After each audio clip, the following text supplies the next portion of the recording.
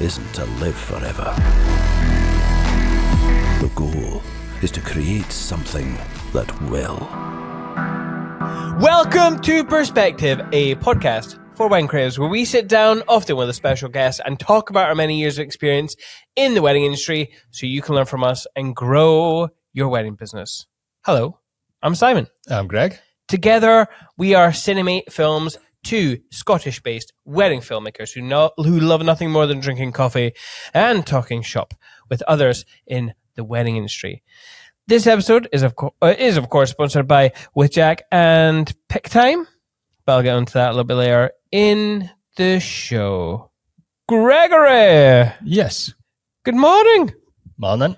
Who are we speaking to today? Today we are speaking to a crime-fighting vigilante known as Chris Denner. Hello. So it's going to be Batman. You son of a bitch. It's not Batman. How are we doing, Chris?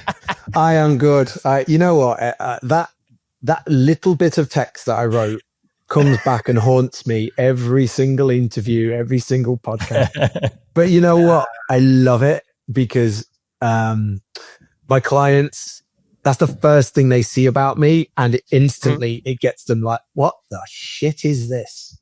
And it immediately starts, they either love it or they hate it, right? And either way, I'm good with it, because if they don't like that statement, they're not for me. They're not my clients. But equally, if they love it and they're intrigued, then I've kind of got them on the hook a little bit.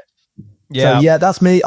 Just for transparency, I'm not actually a crime-fighting vigilante. I'm too old for it, and my knees hurt. So I struggle to get out of bed in the morning. I ain't jumping off no roofs. I can tell you right now, kids. Hold on a minute. How many lethal weapons were there? And he was saying, I'm too old for this shit for about 5 films. So come on. What? The older I get, the more I can relate to the Danny Glover character. The older I get, I can relate to him 100. And I just completed 10 weddings in 14 days. So I am definitely too old for this shit.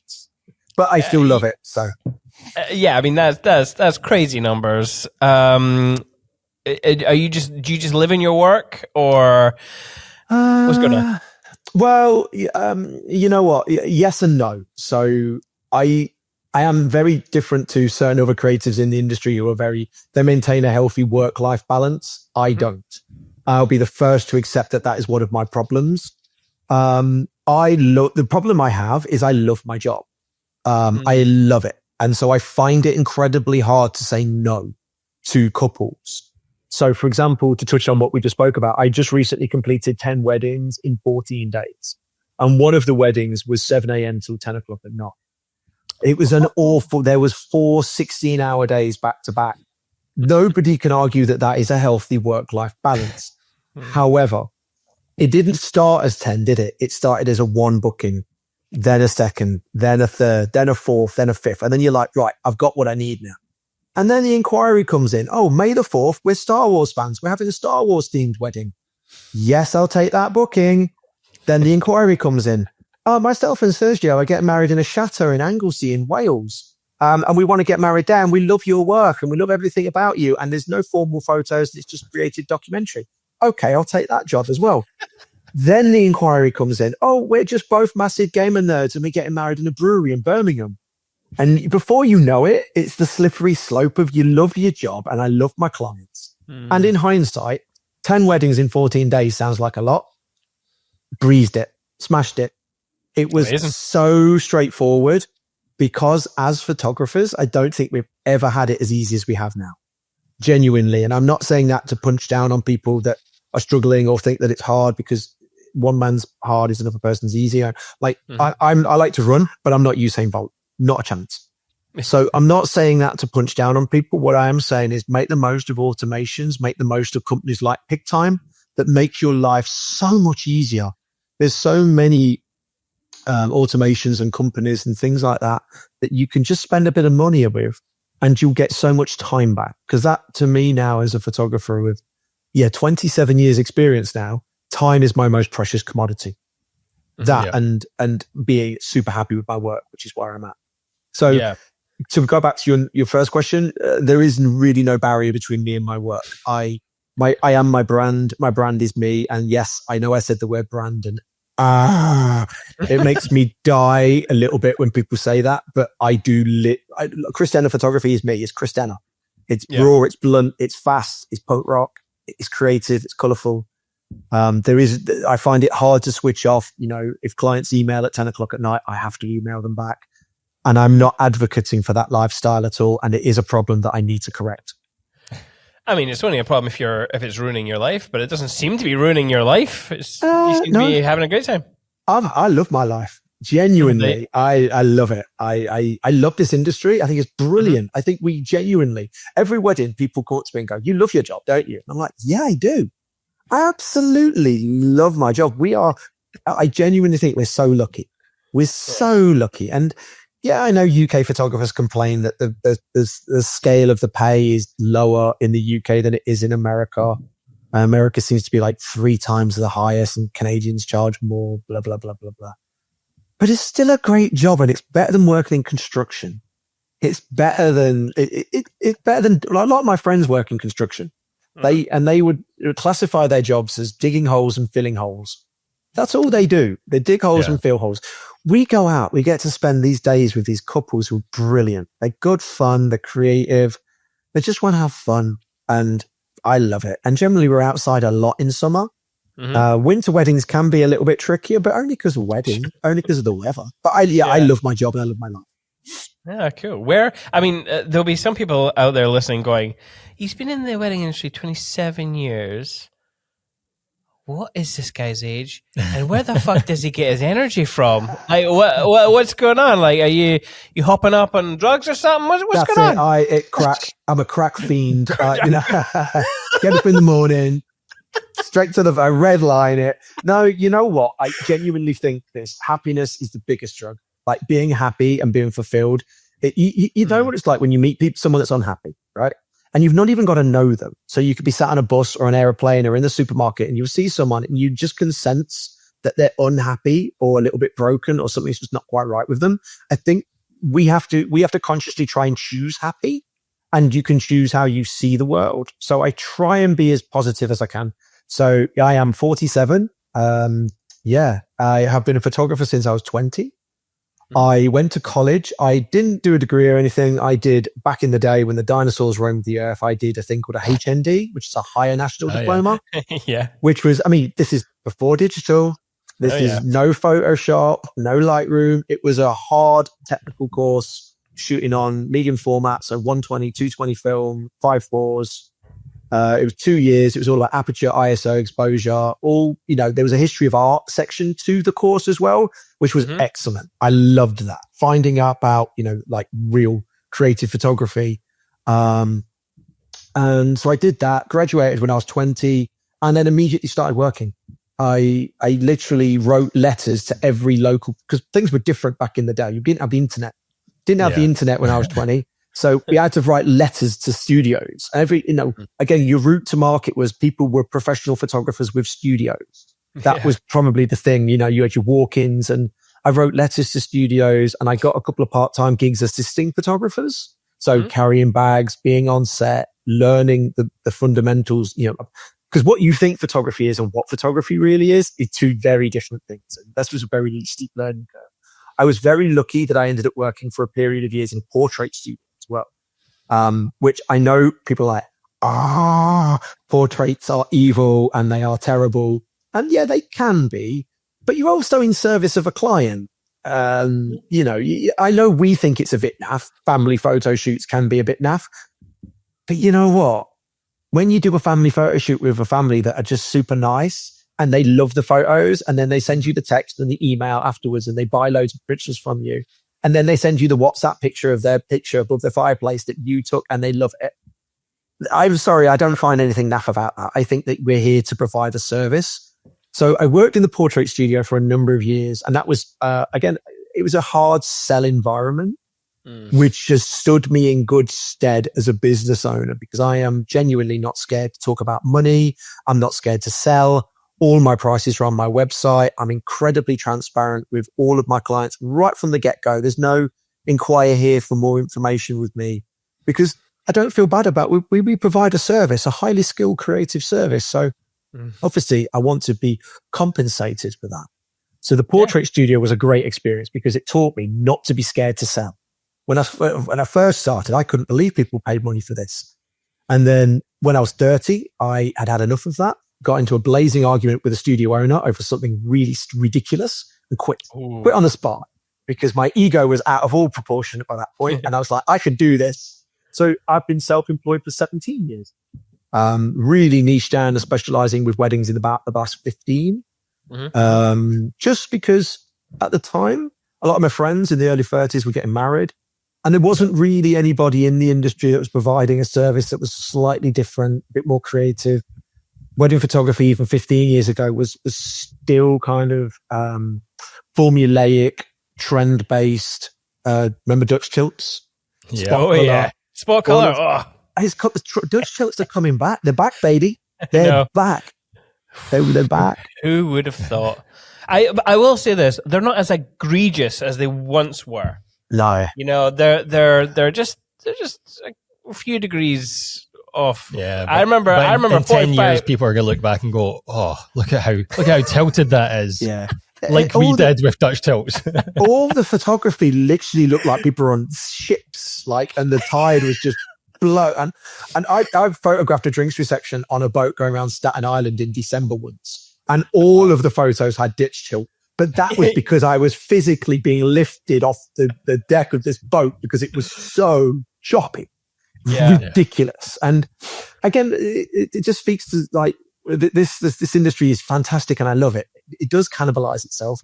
The trends come and go. They go round and round and round. And there's always a buzzword: editorial, luxury, lifestyle, destination, award-winning, blah, blah, blah, blah, blah.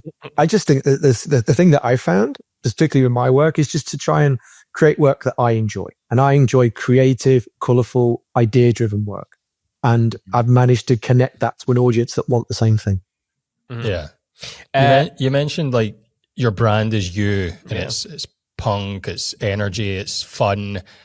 But going back 17 years, I'm assuming it maybe didn't start out like that. Like you maybe had to find that confidence to lean into that. It was very much about a confidence thing, if I'm honest. When I started the business, it was monetary driven because I didn't honestly think I'd stay in the industry.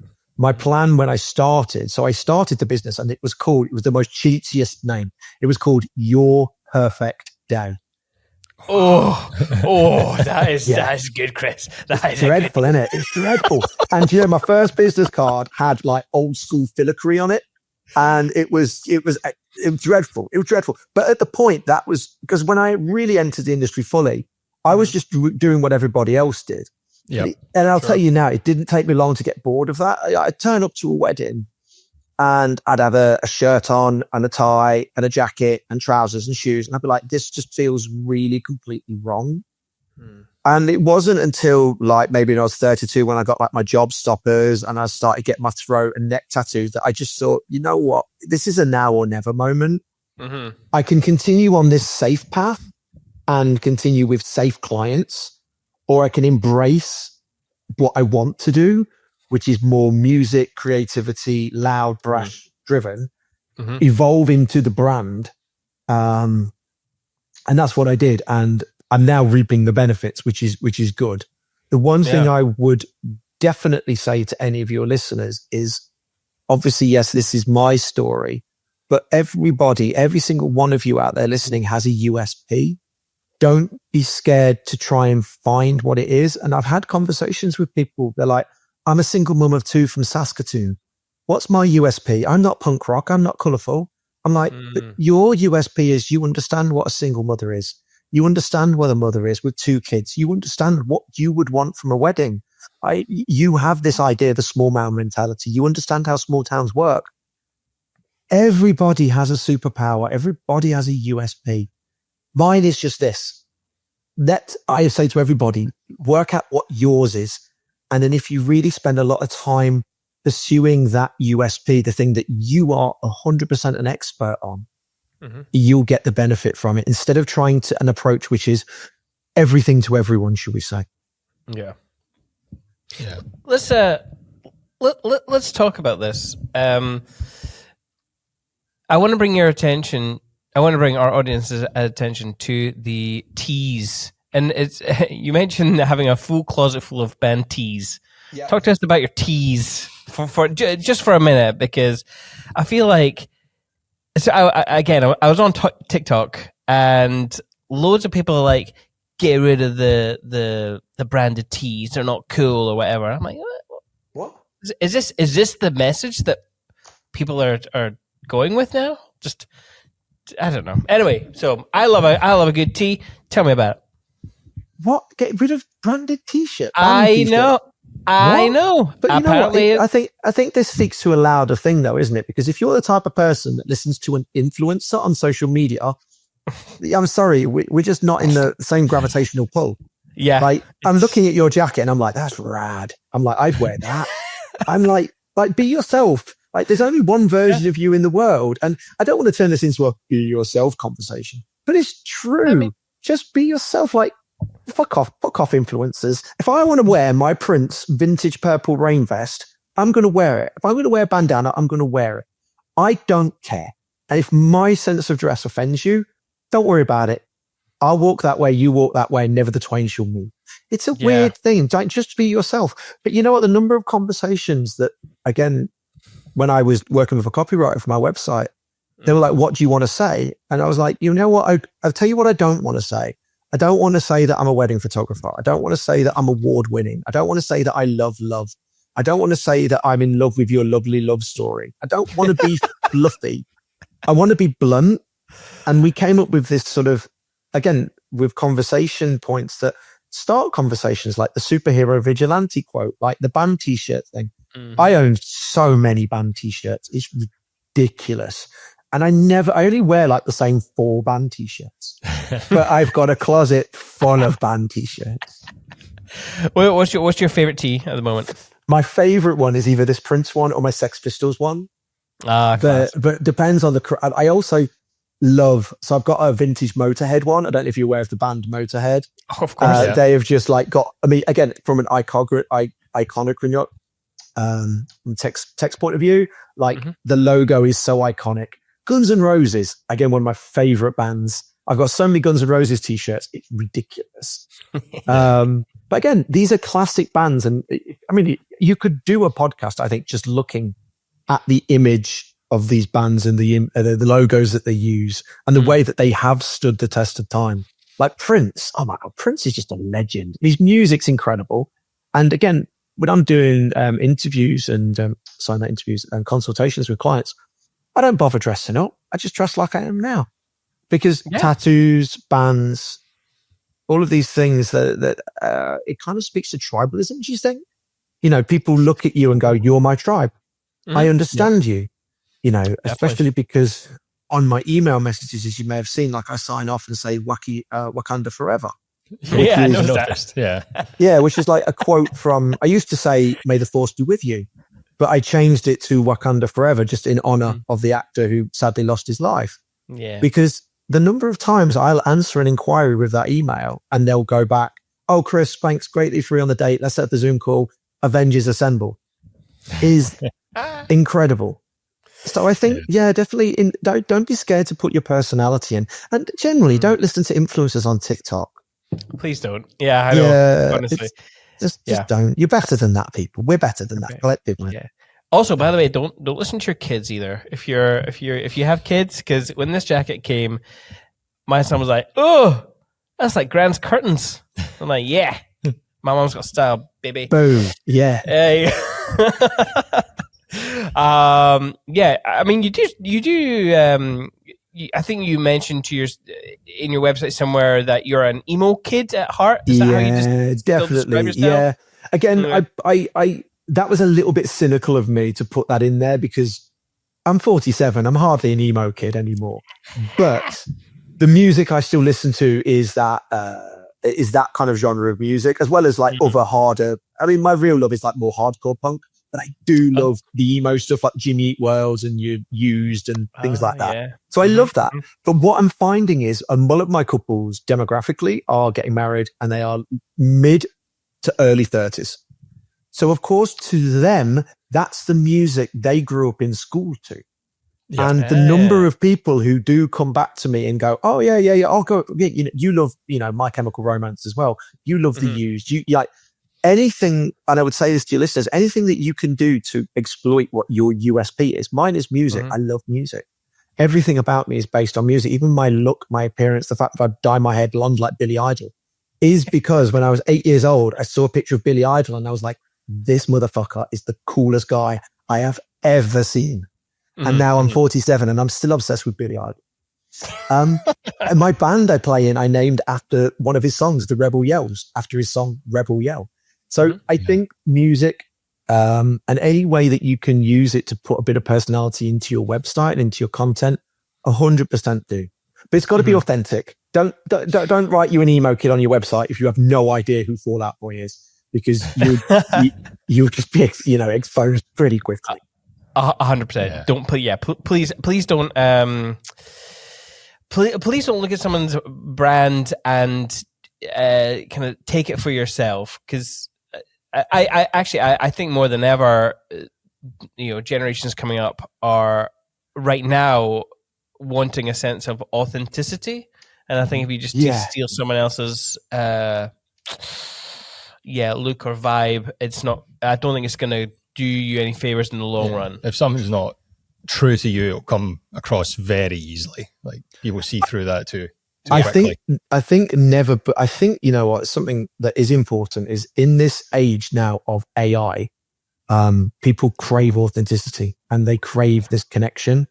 I had an interesting conversation with a bride 2 weeks ago on the pre-shoot because she had like really bad eczema on her arms and she was really conscious of it. And she said, oh, but I don't need to worry about that on the day, do I, Chris? Because you'll just remove all of that, won't you? Like AI will remove all of this eczema and give me smooth arms. And I sort of had to sit her down and say, can we have like an adult conversation about this? Because the eczema is unfortunately a part of you. And whilst it's something you don't particularly like, your partner loves every part of you. And yes, whilst I can edit the eczema off if you wish, I think it's healthier if we just have an attitude where you embraced it. AI is not the answer to everything. And you know what? I think we are on a slippery slope of really just taking all the hard edges off weddings and making everybody look absolutely perfect. That's not my vibe. Like, I'm never going to get featured in Vogue. And you know what? Brilliant. I am so happy about that. My couples are not perfect and I don't give a shit. I don't care. Dresses get ripped, dresses get messy. My couples are adventurous, they're loud, they're brash. They don't care. But apart from this one conversation I had, and we had this really long conversation, in the end, she kind of came to the realization is, you know what? This is a me problem that maybe I should just have a little bit of a think about. Because, and honestly, these eczema scars were not noticeable at all. You couldn't see them, but to her, she could. So there's two things maybe I should be a bit more sensitive, but I couldn't really see the scars. But equally, I think we may want to educate our clients that AI is not the answer for everything. Yeah. I mean, you say you could have been more sensitive, but I actually think that's probably the best way to talk to a client in the way that you did. You sat them down and you had a conversation about it. Yeah, hopefully, I guess. Hopefully, if you've struck a chord, that mindset will kind of linger on, because there's so many things in society that are issues that are troubling. Diet culture and everything. It's nice of you to say so. I think my attitude with most things is that I can always be better. I've been in the industry 27 years. This attitude of being better. And I don't mean like I want to be the best. What I mean is I want to be the best version of me. So one of the key things I do after every wedding is like a period of reflection where I just sit down and I reflect on the wedding, what went well. And usually there's never any problems. But I think it's important to reflect and go, you know what? I liked what I did there. But if I tweaked it a little bit, maybe I could love it. Or maybe this part of and so a lot of my workflows and the way I handle clients is down to me constantly being better. So an example of that would be in the run up to the wedding. I say to all my couples, I'm not the photographer you book and I just turn up on the day. In the run up to the wedding, we're going to have at least 3 Zoom calls. We're going to do a pre-shoot together. We're going to get to know each other. And then we're going to have a hard talk section, which is uncomfortable, but we need to do it before the wedding. This is where and one of the blunt questions I ask my couples is I say, what about your photography is causing you the most anxiety? Ooh. And then I go quiet. Mm-hmm. And then they start talking about, well, maybe I feel this, or maybe I feel this, or I'm worried about my stepdad causing a scene, or my mum and dad don't get along, or I just lost my father 6 months ago. And I'm really worried that I'm going to miss his presence so much on the day. Like every wedding within my brand, oh God, bang. Every wedding within what I shoot is the creative documentary, but every couple's different. So I would say to anybody listening, try and find out their story before you've even pressed a shutter, because it will inform your intention on the wedding day to be the best version of you for them. Like all my couples are broadly similar, but they're all wildly different. They've all got different dynamics with each other, with their parents, with their siblings, with their partners, with their friends, with their workmates. So again, when I say that, be better, it's just, I always reflect on how could I have handled that better? Maybe I need to write a PDF that I send out to all my couples talking about AI editing. Maybe it's something I need to add to my pre-wedding loadouts to say, as you're aware, AI editing is everywhere. You can do it on your phone now. God, you can turn yourself into a cat. You can go into ChatGPT, turn yourself into an action figure. People are aware that Pandora's box is open. So maybe I need to, maybe I do. Maybe I need to do it. Maybe I need to spend 2 hours writing this and sending it out to clients. I don't know. Yeah, I don't know. I'm going to add that to my to-do list. That's really cool that you open that space up for your couples to properly talk to you about that, and almost like therapy to some extent, because a lot of photographers, they'll maybe get a wee bit of that information, but it's only if the couple volunteer it and email and say, oh, parents are separated, a bit worried there might be fiery scenes, but you actually offer that space for them to and open up. The other thing I've started asking as well, and I've been doing this for about 4 years now, because I shot my first trans wedding about 5 years ago. 4 years ago. So it's 2021. And that was a real eye-opener for me, because I've always been an ally. I've always been LGBTQ positive. That's just part of my personality, which goes again back to my musical roots. Shooting this trans wedding really opened my eyes, because the way that even me, I was clumsy on the day with my vocabulary, just the way that I accidentally would address people. So that upon reflection, when I drove home from that wedding, I was like, right, I'm going to stop using the term brides and grooms. I'm just going to use the term couples. I'm just going to use couples broadly. I'm going to stop using terms like, hey guys, just going to stop doing that. I'm going to speak to my couples. And so when we do this hard talk section, one of the things I've actually entered into that questionnaire is hard talk. Is there anybody at the wedding that identifies in a non-traditional way? Is there anybody at the wedding with any physical or mental disabilities that I need to know about? Is there anybody at the wedding behavioral wise that's going to cause me trouble? And that is literally like, has one of the couple got a workmate who always gets drunk and causes fights? It's literally like, I'm here to help you. I want to work within the framework of your wedding. And the number of conversations that I've had where, actually, you know what? That's a really good point, Chris, because my mum's in a wheelchair. And I go, oh, great. My mum's in a wheelchair. I understand that. Like, I understand what disability is. Great. And the number of people that won't offer that information is quite profound. Now, I know from my own personal lived experience with my mum, you've got to handle it sensitively. The last thing I want to do, can you imagine setting up a group photo and you're unaware that the mum is in a wheelchair? Everybody is waiting as the wheelchair is wheeled across a stony, gravelly path or across a lawn. Yep. Everybody's waiting, watching someone to be wheeled over. That, I imagine, is quite humiliating.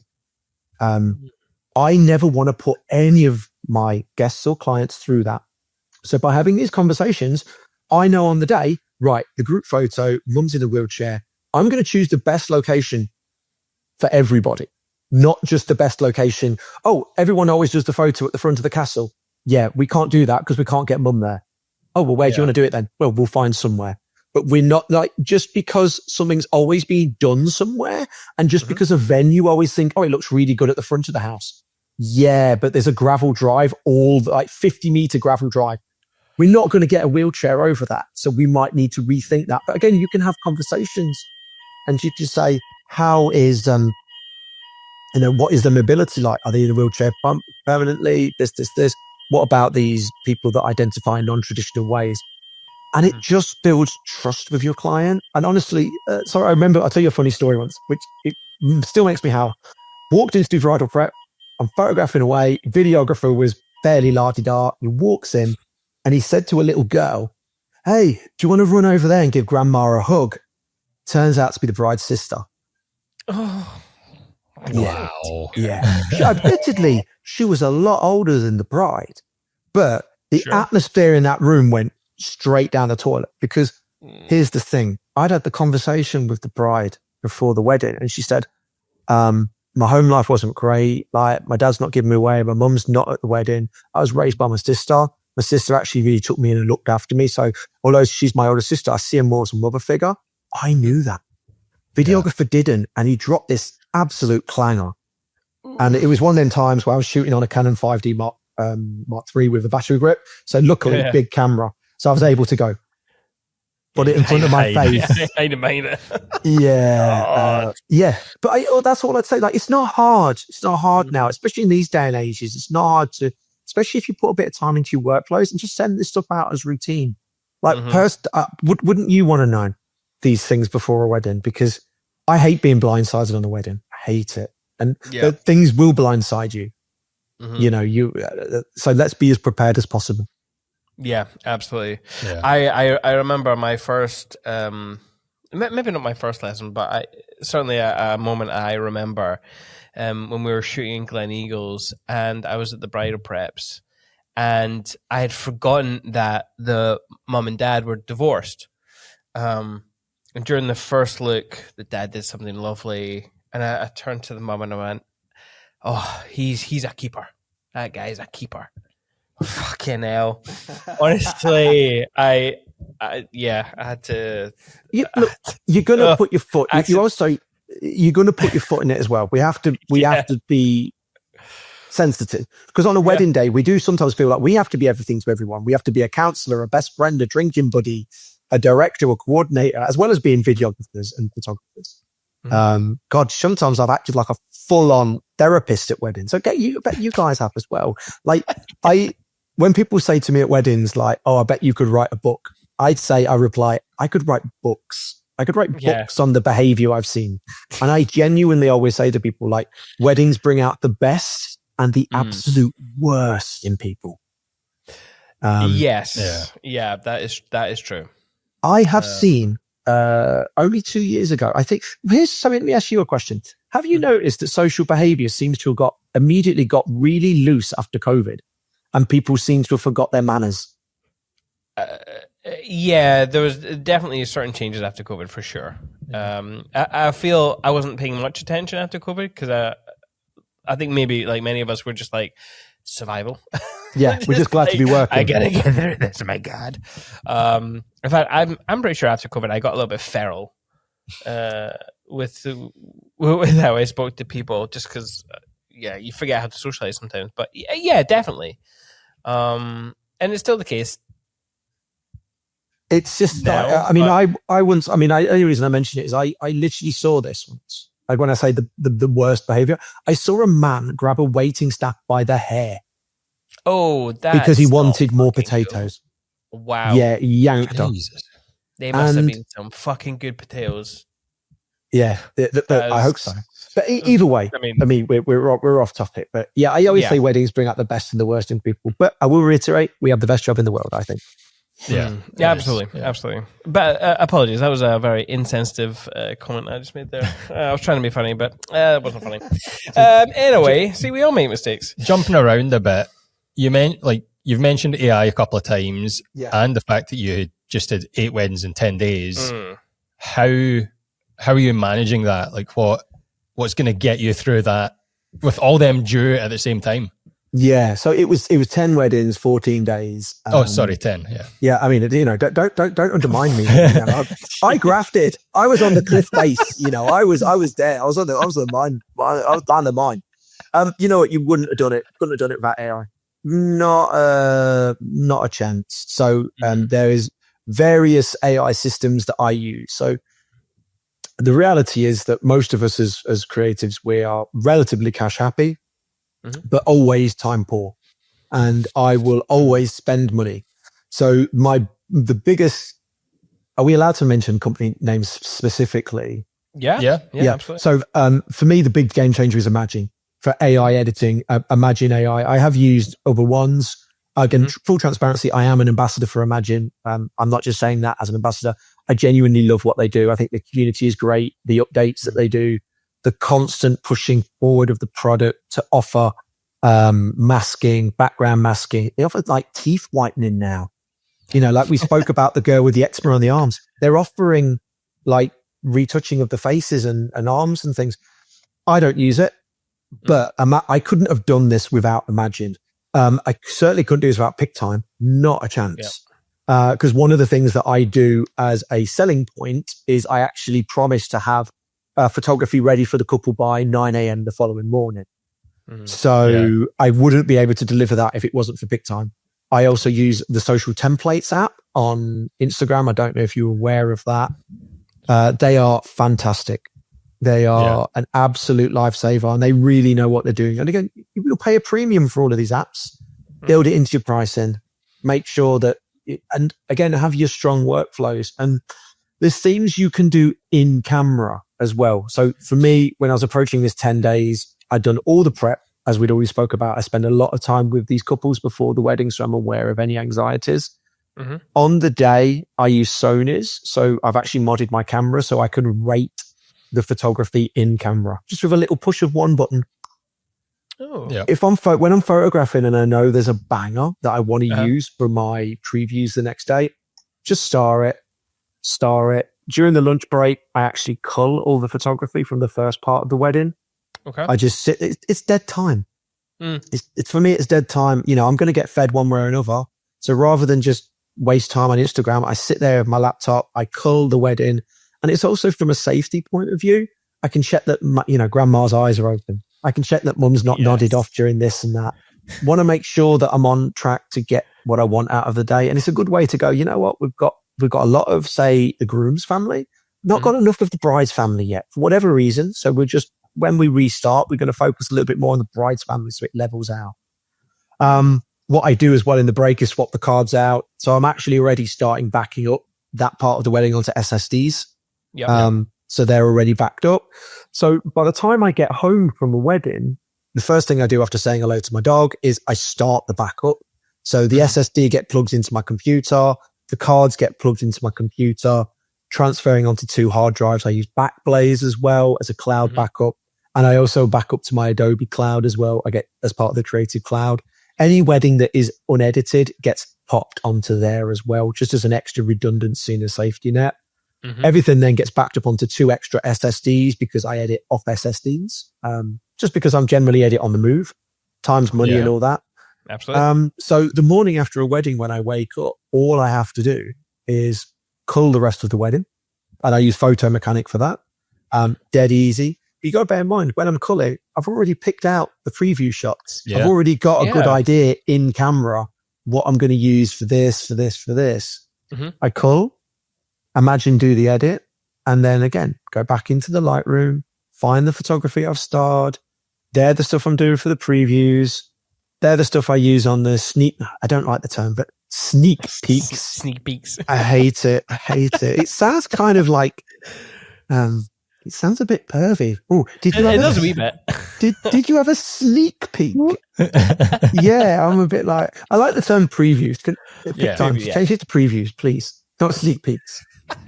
Please help us out, help the boy out. So the day after the wedding, I'll edit photography for Instagram. I'll use you said you're aware of Social Templates, the app.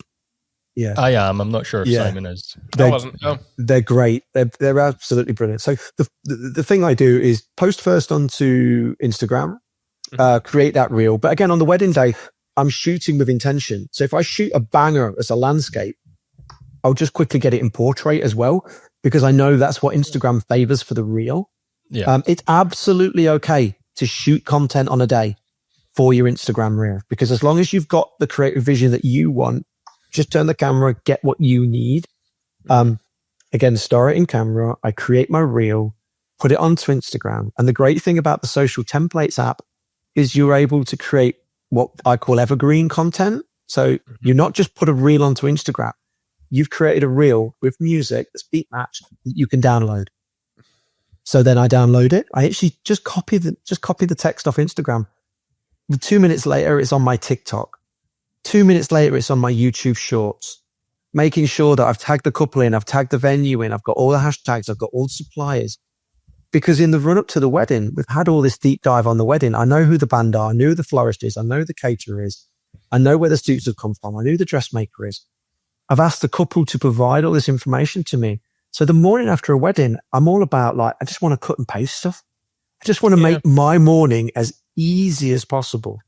And the beauty of working this way with evergreen content is all the reels I'm creating, I'm saving to my computer. If I've got a wet Wednesday in January where I'm not shooting a wedding, you know what? I'm just going to post that lovely summer bohemian wedding on my Instagram. I've got to do no work for it. I've not got to redo anything. I can just post it and off it. And the other thing I do with PicTime is I'm aware that some people don't use social media. I get that. Yeah. So what I do as well is just upload the photos to the sneak peek preview section of the PicTime. And then I share that with the couple and I say, just download it. I mean, it just gets people looking at your gallery. It just starts the process of driving people towards the PicTime gallery. And I say to the couple, I build in an action on it where I say, this preview section is only there for a week, guys. So you have to download the photos. After a week, your gallery is going offline, because behind the scenes, that's where I'm starting the magic. That's where I'm going to start editing, putting the photography. I find it builds value, and they go, oh, yes. Oh, great. It's a bit like the Wizard of Oz, isn't it? Like, right, that's it. Drawing the curtains now. Yeah. Because behind the curtains, I'm doing everything. I'm doing all the heavy lifting. Again, PicTime is a fantastic resource because if people aren't using it, I use it with Lightroom. So you can just export everything from your Lightroom direct to PicTime. If people aren't doing it, there's a really nice workflow that I use, which is I do the full gallery edited in color and black and white. Then what I do is do a little scene called highlights. The way I think about it is I want people to show their photos on the phone in the pub. That's what I want, right? I want people to show photos. No one's going to show a gallery of 1,500 photos. But they might show a scene that has been a carefully curated 80 images. Yeah. That you have chosen that show the wedding. So do that. Obviously, it will upload to PicTime. Not only have you got a gallery that people can share easily with friends and family, you've also got a dedicated scene in PicTime that you can use for their slideshow and for the blog. So I guess what I'm trying to say in a roundabout way is choose systems and automations where you're only doing the job once and you're creating content that can be I hate to say content. It's such a bullshit thing to say, but that's true. Why do the same job 3 times? It's just mental. It's just mental to me. So I know obviously PicTime's a big part of your life, but I just want to say as an independent user, PicTime are incredible. Yeah. Yeah, we love PicTime as well. And not just because we're ambassadors. We're going to interrupt this podcast to bring you an advertisement for PicTime. Our buddies at PicTime, we love PicTime. If you want to elevate your business, PicTime's maybe the way to do it. It's an online gallery delivery service. It's a really good looking one, which is initially how we got into the service. It just looks better than all the other kind of platforms that we personally use. Yeah. We've over time got to know the owners, got to know the people behind it, lovely people, great support system there as well. There's just so many tools at your fingertips with PicTime, but the marketing and the blogs and the slideshow features Yeah, there's so much more than just a gallery delivery service. You've got all those things that Simon was talking about. You can create your own blog from it. You can create slideshows. One new feature that I really love is the vendor network. It's where you can use AI to curate a gallery for a specific supplier. So you could use AI to gather all the photos of the flowers and send them to the florist, and they would have that gallery specific just for them. It's kind of a mind-blowing feature. Yeah. And we might as well be taking advantage of AI before the uprising and it starts taking advantage of us. So let's just all bear that in mind. Yeah, and not to mention the built-in store, and that way you can just make more money while also having a nice, aesthetically pretty gallery. Yeah. And if you want to sign up today, you can get a free month if you use Perspective at checkout. Yeah. So if you want to test it out for free for a month, go for it. Take your business to the next level with Pick Time. Yeah, I mean, I actually didn't know, Chris, that you had a YouTube channel, which is strange to me. Your last video was four months ago. Yeah. And then it's kind of been, I mean, about 3 years ago, it looks like you went kind of heavy with so again, I would say to people, is the be better principle. Try things, but also don't be scared to say, right now, this isn't right for me. This isn't right for me. So I started that channel coming out of COVID. So I did a load of things that were a bit more community based in COVID. Like I did a bunch of self-initiated art projects. Yeah. Because that's, as well as being a photographer, I am an artist. So I did, COVID for me was just doing loads of really fun projects. And then getting back into the industry, people were saying, I really think you've got again, this is such a bullshit term, but people were saying you've got an educator in you. Isn't it as bad as saying you've got an influencer in you? It's awful. It's just bang. It's terrible. But people were saying it's awful. It's awful. But I mean, everyone's an educator now. It doesn't mean anything. But people were saying you've got something about you where people want to learn. So I started the YouTube channel off the advice of my good friend Magic. Great photographer. And he was like, just do it, man. You've got the personality. I started it. I went hard on it. And then just as weddings took over, I just couldn't maintain it. Yeah. And also at the time, I knew nothing about video. I know a lot more about video. So taking my be better philosophy, I tried it, recognized that I could do this better, pressed the pause button, got a lot better about learning about video. And now I'm in a position where I'm uploading a lot more YouTube shorts, uploading more to TikTok, uploading reels to Instagram. And now I'm in a position where the YouTube channel is going to start gradually growing again, hopefully growing again, because I've got more time and I've got a better understanding of what I wanted to do. My attitude to most things is a little bit like a bull in a china shop. Oh, Magic says do a YouTube channel. Great. How do I do that? Don't know. Going to do it. 2 weeks later, I've got 7 YouTube videos up online. And there is a beauty to that, where not everything's got to be perfect. Yeah, I look back at them and I go, oh, fucking hell, what was I doing? But there is a beauty to, start a blog and go, yeah, this isn't working. Start a YouTube channel and go, yeah, this isn't working right now. Yeah. But constantly be better. Like try and be better. Be the best version of you, not the best. It's not what I mean. Don't be the best because you'll never be the best. Be the best version of you and constantly try and learn. So that's kind of where that came from. Chris, there's one person out there who is the best, and he's listening right now, or she's listening, going, "I am the best." Anyway, it's a weirdly competitive industry, isn't it? It really is, and I feel like for so long we've been trying to champion the idea of community over competition, but we still find people who are very like. Gatekeepery. They don't like that idea. They don't want to share locations. They don't want to share what they've learned over, I also find as well. Let me just galvanize my thoughts, so I don't want to come across like a dick when I say it.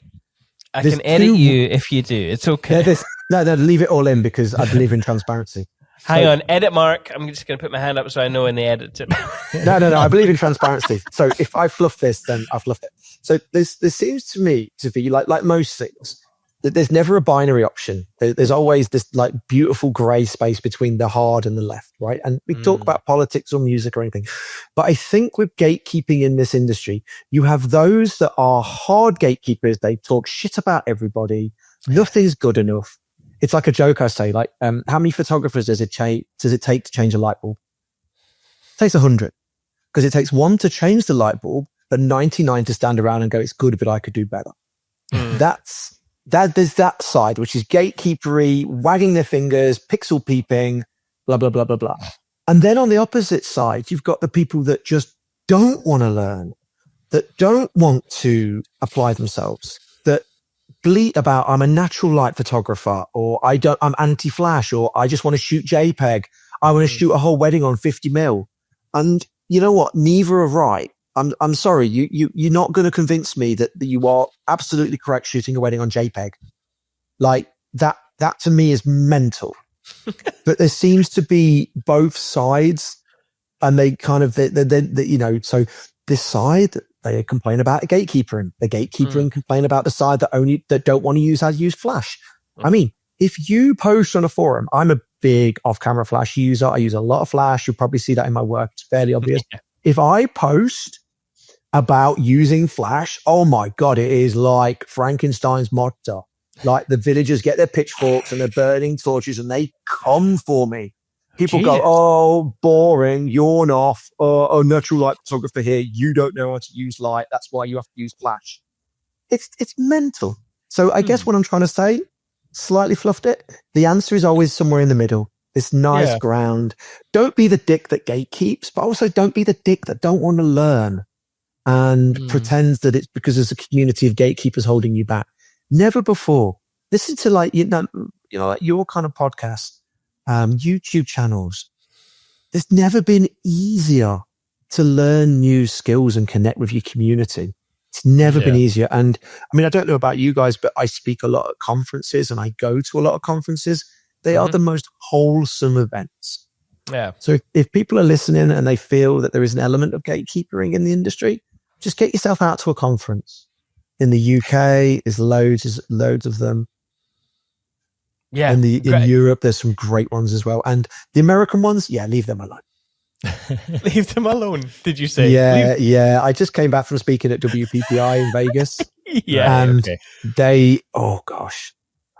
Tell us about it. Why? It's just all pixel peeping. It's all pixel peeping. It's like they don't want to. So I'm there talking about inclusivity and creativity, like, how to treat your clients like this, and this. And they're just, people are just, they're so set in their ways. They're like, I'm this. No, it's just weird. It was a very weird mindset of very, like shy horses when they've got the blinkers on. It was like trying to talk to a room full of shy horses. And people liked it. I spoke twice and people generally liked it, but you could just see that a lot of people were like, no, this is not how weddings are. No, weddings are not throw people in the air. Weddings are not spray people with champagne bottles. Weddings are all like this, and weddings should all be. People were very. So I do one thing I've really got into lately is shooting a lot more wide angle, getting really close to couples. Really like, it feels very visceral, very invasive, but very real. I don't want to be parked off as much. And someone had a real issue with the fact that I shot like a bunch of portraits on 16 mil. And he went as far to tell me to my face that it was frankly fucking stupid. Oh, wow. Charming. Jesus. All right. Did he give you any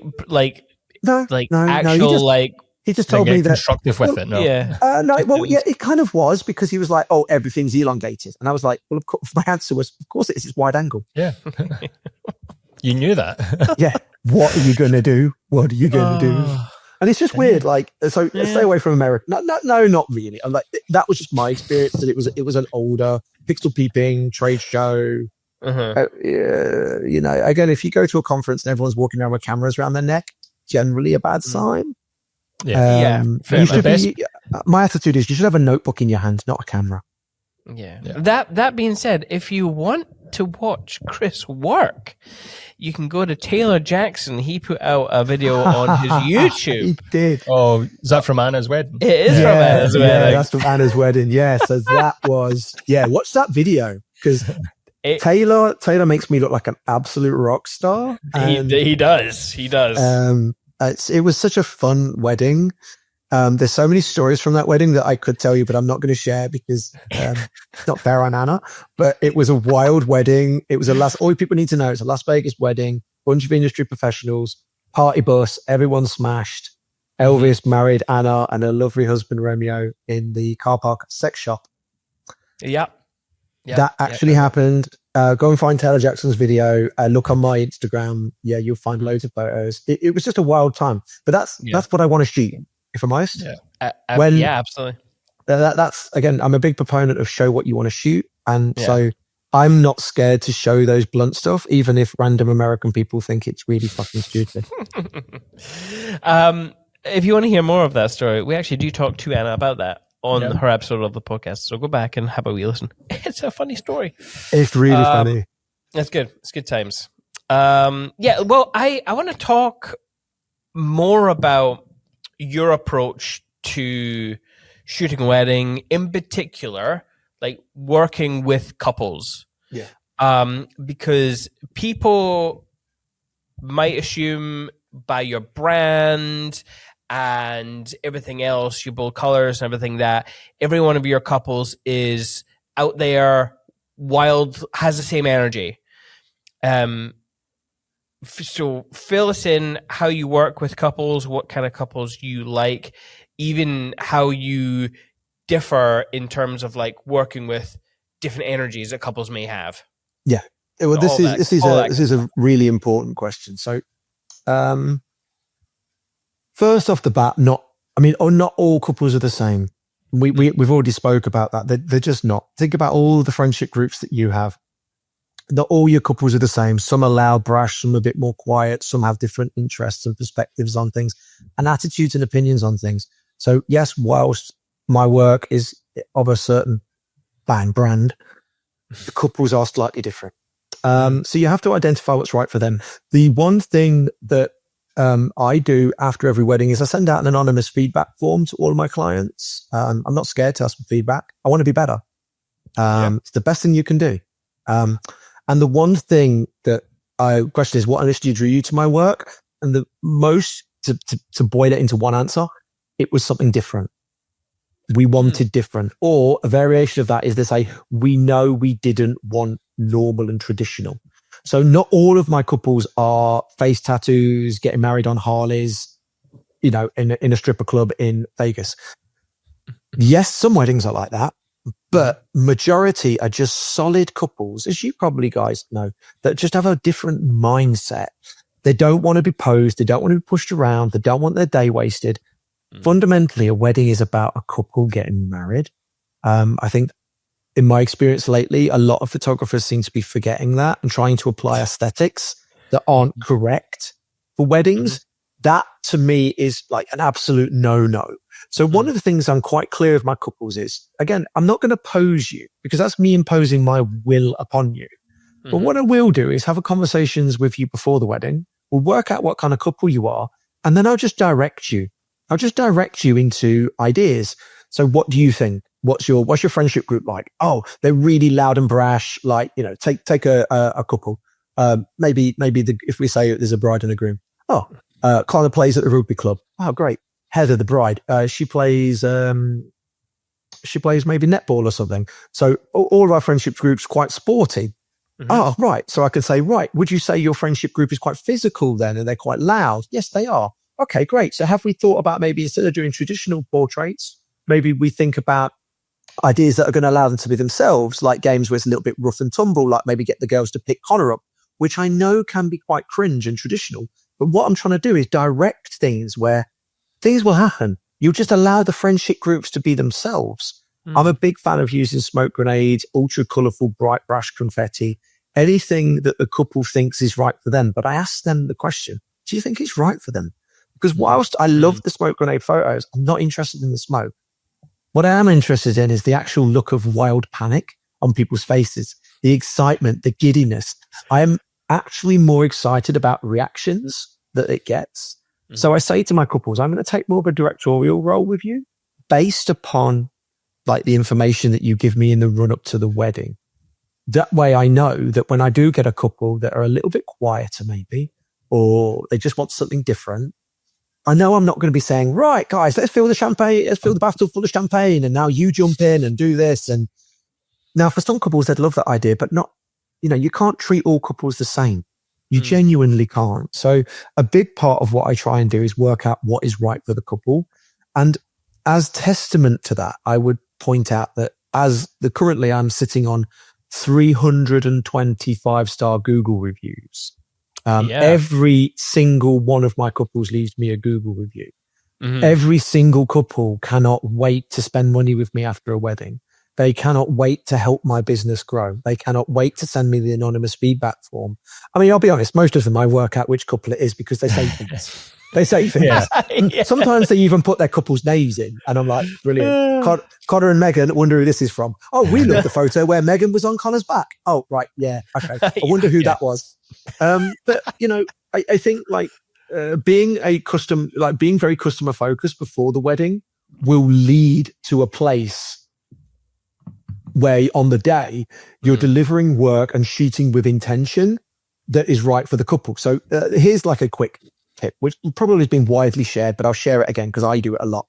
In the run up to the weddings, obviously you've got your timeline, you've got your agenda. But what I also do is I build inspiration boards based on photography of mine that I ask the client to pick, and then photography that reflects a mood or a feeling. I ask them to pick that as well. Send that to me and I can have a look at it. I then create just a simple board that is their mood board, which is just for them. It's based on what they want. First shot I do at any wedding, I've got the mood board on my phone. I take a photo of that mood board on the camera. And during the day, I just put the camera to my eye, recall, go to the first image, and I'm able to stay kind of on point and keep revisiting this mood board. So I'm always in the front of my mind what is right for this couple. And it just gets me out of so much trouble. People are like, oh, when are we doing this, this, and this? And instead of, fumbling for the phone, and I could just bring the camera to my eye, pretend to be taking a photo or something. Oh yeah, that's at 4:00. Camera down. That's a really quick hack that I would advise people to do. Just have it in camera and stay off your phone at weddings. Please. Yeah. Just stay off your phone. Stay off your phones. Be present. You're paid to be present, not constantly on WhatsApp or Instagram or anything like that. I get that we're in a content creation business at the minute, and that's definitely where the business is going, where the industry is going. But be conscious not to turn someone's day into wedding content. I think that's quite gross. Again, everything that I share on my Instagram or on my website, I've spoke about my couple to. I've got their complete blessing to. I'm like, sometimes, and again, this goes back to this thing where we spoke about, this is the hard talk section of the pre-wedding shoot. How do you feel about social media? Do you use it? Do you want me to share? Now, I know a lot of photographers, and I'm not punching down as a photographer if you do this. They say, I can share what I want. It's in my contract. And I get that. However, it's nice to ask the question, but equally, let me share an experience I had once with a couple. So they were lovely. He was in the military, told me he was in logistics, in the run up to the wedding, and it went through the pre-shoot, went through everything. And he was a lovely guy. Gets to the wedding. It's in Hereford. So no problem. Get down there.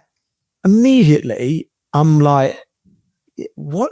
This guy is not in logistics. Right? What is it? Turns out SAS. That he's in the SAS. His wedding is full of operators from the SAS. I ended up actually getting lots more work through that connection with them. Turns out he is SAS, so essentially special forces. He's done numerous tours. Very well, very well respected. And in the run up to the wedding, again, we're talking, I'm in logistics in the army. I really would prefer nothing shared on social media. I'm a very private person. Sure. Now, if I'd have been a dick, I'd have been like, this wedding's banging. I'm sharing the photos. He's only in logistics. He's not. He's in the flipping SAS. And I'm going to potentially be putting his wedding photos on my Instagram, tagging the venue of all bloody things as well. So just be sensitive, people. If someone says, I don't want my photos on social media, just don't do it. Just take the loss. You've been paid for the job. Yeah. So whenever this kind of comes up, I always remember a Q&A section that happened to Thrive one time. And obviously Thrive based in the UK, so there are UK laws. And then there was another American photographer, and they have different laws regarding this and NDAs. And when American photographers have that, when a client comes to them, they go, "Sure, I won't share them. Here's the price for not sharing the photographs." And I just feel like, yeah, wow, it's a bit of a dick move. It's a total dick move. Yeah. If I'm honest, that's not customer focused, is it? That's not customer focused. That's not how you get 300 plus Google reviews. Yeah. And also, this dude was in the SAS. He was a flippy sniper. I'm not going to be holding him to ransom over his wedding photos, am I? Oh my God. The dude was a sniper. So, just don't do it. Just don't do it. Don't be a dick. And again, I have no problem asking my couples for reviews. I have no issue because I know that I'm providing this full-on, full-circle customer service. The number of times, I mean, if you through my reviews as well, I've got reviews from brides and grooms' mums, from people's grandparents, from bridesmaids, because again, on the day, I'm spending time talking to them, getting to know them. And because, again, we've done this sort of, I hate to use the term, but deep dive. So many corporate terms, Chris. Oh my God. Such a sellout. Honestly, I'm going to come off this call and I'm going to scrub these tattoos off and I'm going to put my suit and tie on. Because I've worked on this with the wedding, I like to turn up and have the name of the best man and the groomsmen and the bridesmaids. Try and memorize mums and dads' names because you know what? They're paying you a lot of money. The least you can do is familiarize yourself with who's who. It's the very least you can do. That's kind of my attitude towards the social media and the photography and sharing it.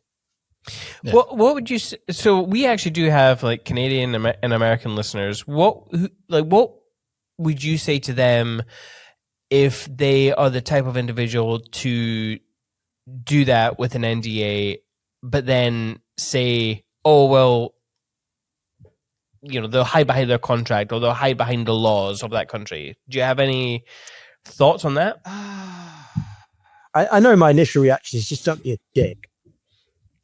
That's my initial reaction. I'm sorry. Yes, technically you are right. But ultimately, someone's asking you, usually very politely and usually with very good reasons, please don't post my wedding photography. And let's bear in mind, you have been paid for the job. You've done the job. All they're asking is, I don't want my wedding photography shared as you advertising content. Yep. When you say it like that, and if someone still persists to share it, I'm sorry, you're a prick. Pretty much. Yeah. But you can be better. Be better. Yeah. Be better. It's not hard. It really ain't. Yeah. It really isn't. Yeah. But we both know there's some real shady operators in this industry. I know. But let's not continue talking about how you shoot on a wedding day. Tell us a bit more about what a portrait session with you looks like. With you're away with a couple, you're getting those creative shots. What's your order of things you're looking for? You obviously know mood board and style that you're going for the couple, but within a photo, what are you? Is it light, shapes? It's anything that's creative. I know that's a very broad definition, but it's anything that I look at and I go, that's cool. I like that. And it can be a connection, you can have a hard crop through the nose where it's just two lips kissing with an interaction with fingers and hands. That can be cool as much as a couple surrounded by confetti, as much as a sunset. Anything that I look at and go, that's cool. I am drawn to more epic, dramatic, cinematic imagery. Even my editing style is kind of mid-contrast, mid-black, heavy on the color, saturation. I'm not a pastel edit. I'm not, I edit relatively true to color, so I don't edit cold or pastel or green or warm. On the wedding day, generally I'll have my ideas based on time of year, couple interaction, couple intimacy. And when I say intimacy, I mean the way that they are. Not every couple wants to hold hands. Don't assume that every couple wants to hold hands. And that's why I do I sell pre-shoots with my couple for this reason. They generally will, but some couples you speak to, they're like, that's just not who we are. So I had a couple, I think it was a couple of months ago. They were like, we've been together for 15 years. We're getting married because we've got 2 kids. It really is all about the kids. Yeah, we don't mind a couple of portraits, but it's not really a heavy emphasis for us. On the pre-shoot, which they brought their kids along to, I said, let's try and get some photos of you two. And they were like, nah, we're okay. Yeah. Nah, we're okay. Great, because it tells me what you're interested in. So I did try and get some shots of them on the wedding day, and we did get some really nice photos, like pretty cool photos. But again, they're not nice. They're not them walking hand in hand, staring lovingly at each other, because that's not who they are. They're at the bar doing tequila shots. You know, sounds great to me. Yeah. That's their vibe. So again, with the couples portraits, I generally do them sporadically and I do them often. So I will generally do one 5 to 10 minute session before the afternoon sit down. I'll do one that's maybe 5 minutes after the speeches and after, the room turnaround. And if there's a dusk, I'll do one just before after the first dance. Or if it's winter, I'll do one outside with off-camera flash, and LED lighting to create backlight and drama and elements and things like that. So there's not like any given time. I just kind of, because we've done the planning before the wedding, we've got an element of fluidity to work within the wedding time frame. And I'm a big believer as well, is like, your couples just want to have fun. Like, they're getting married because they want to express their love for each other. I'm not one of them photographers that drags people away from the wedding reception for 40 minutes. That's just mental. Yeah. Yeah. How long do you usually take per like little section? Most is 10 minutes, but I'll do it maybe 4 times. Like I said, maybe the best thing I do at the minute is during the wedding sit down in the UK. Generally, there's an element that's called the seating or called through, where guests are called through. So you'll know this. Like, my average sweet spot for weddings is about 50 to 80 people. For 50 to 80 people to be called through and seated is roughly about 5-10 minutes. By the time they've got up, they've got another drink, they've been to the loo, they've checked where they're sitting, they've had a chin wag. You boys will know this. It'll take about 5-10 minutes. That's my sweet spot to take the couple, because they're not being missed. Yeah. Couple aren't missed because people are doing stuff. It also means when I finish my session, I'm presenting them back to the wedding venue to be announced as the couple. Mm-hmm. So that's kind of a key point for me. I genuinely won't do much during the first long drinks reception, because I think from an experience point of view, the couple have just got married. They've had the confetti shot. They maybe rattled off a handful of formal photos. Mm-hmm. Now they just want to talk to people. Now they want to drink. Now they want to see. Yeah. They don't want me going, right, guys, let's fuck off for 40 minutes and get photos of you in front of the car. It's just naff. It's just naff. So I'm a big believer in just let people get on with it. And also, I personally think the portraits are better later in summer, because it's a bit cooler. And even in winter, I think they're better because generally, if a groom is nervous about a speech or a bride is nervous about a speech, they're out of the way, they're done, and they can just crack on and have fun with it. Yeah. So that's my experience. I don't really timeline it in, but it'll be maybe 5-10 minutes before a sit down, 10 minutes after the sit down, and maybe 5-10 minutes if there's a dusk or before first dance. Yeah. Do you? So I'm just scrolling through your Instagram. I'm not seeing any group shots. Nope. Well, I mean, a reflection in the car with all the bridesmaids. No, that's not a group shot. So talk us through, how many photographs you recommend for couples to get, and how that reflects on a timeline for like family formals. Yeah, like family formals. Yeah. So I tell you what I'll do is I'll take the approach that I would take if it was a Zoom pre-wedding. So I'd say, hey guys, right, so now we're going to talk about what we call the grandma mantelpiece photos. So this is not photography that is candid or documentary. This is not photography with you and your granddad having a beer at the bar. This is photography which is very much stand still, look at the camera. So, and I'd be talking to them like I am you. Okay, talk to me about your family dynamic and talk to me about what is important to you. Yeah. What's important to you? What's important to you? And then I would follow up with, because your wedding day is precious, I don't want to waste your time doing photography that you see very little value in. And then you opening up these conversations. We've already kind of had, if we've not had the hard talk section, that's where that naturally fits in, because they go, oh, it was interesting you've said that, because my mum and dad aren't together and blah, blah, blah, blah, blah. Or, I've got my biological father's going to be at the wedding, but my stepdad who raised me, so he's going to give me away. So there's a bit of a weird dynamic there. Generally, in terms of the group shots, I would advocate no more than 10. No more than 10 as an absolute max. And I manage your expectations and I say, look, realistically, I can only get through that part of the day as quickly as people listen. So no more than 10. And if you have in your head, each photo might take 2 minutes. Straight away, you can see the couples are like, oh shit, 20 minutes on photos we don't even want. Yeah, we're not doing that. Yeah. Yeah.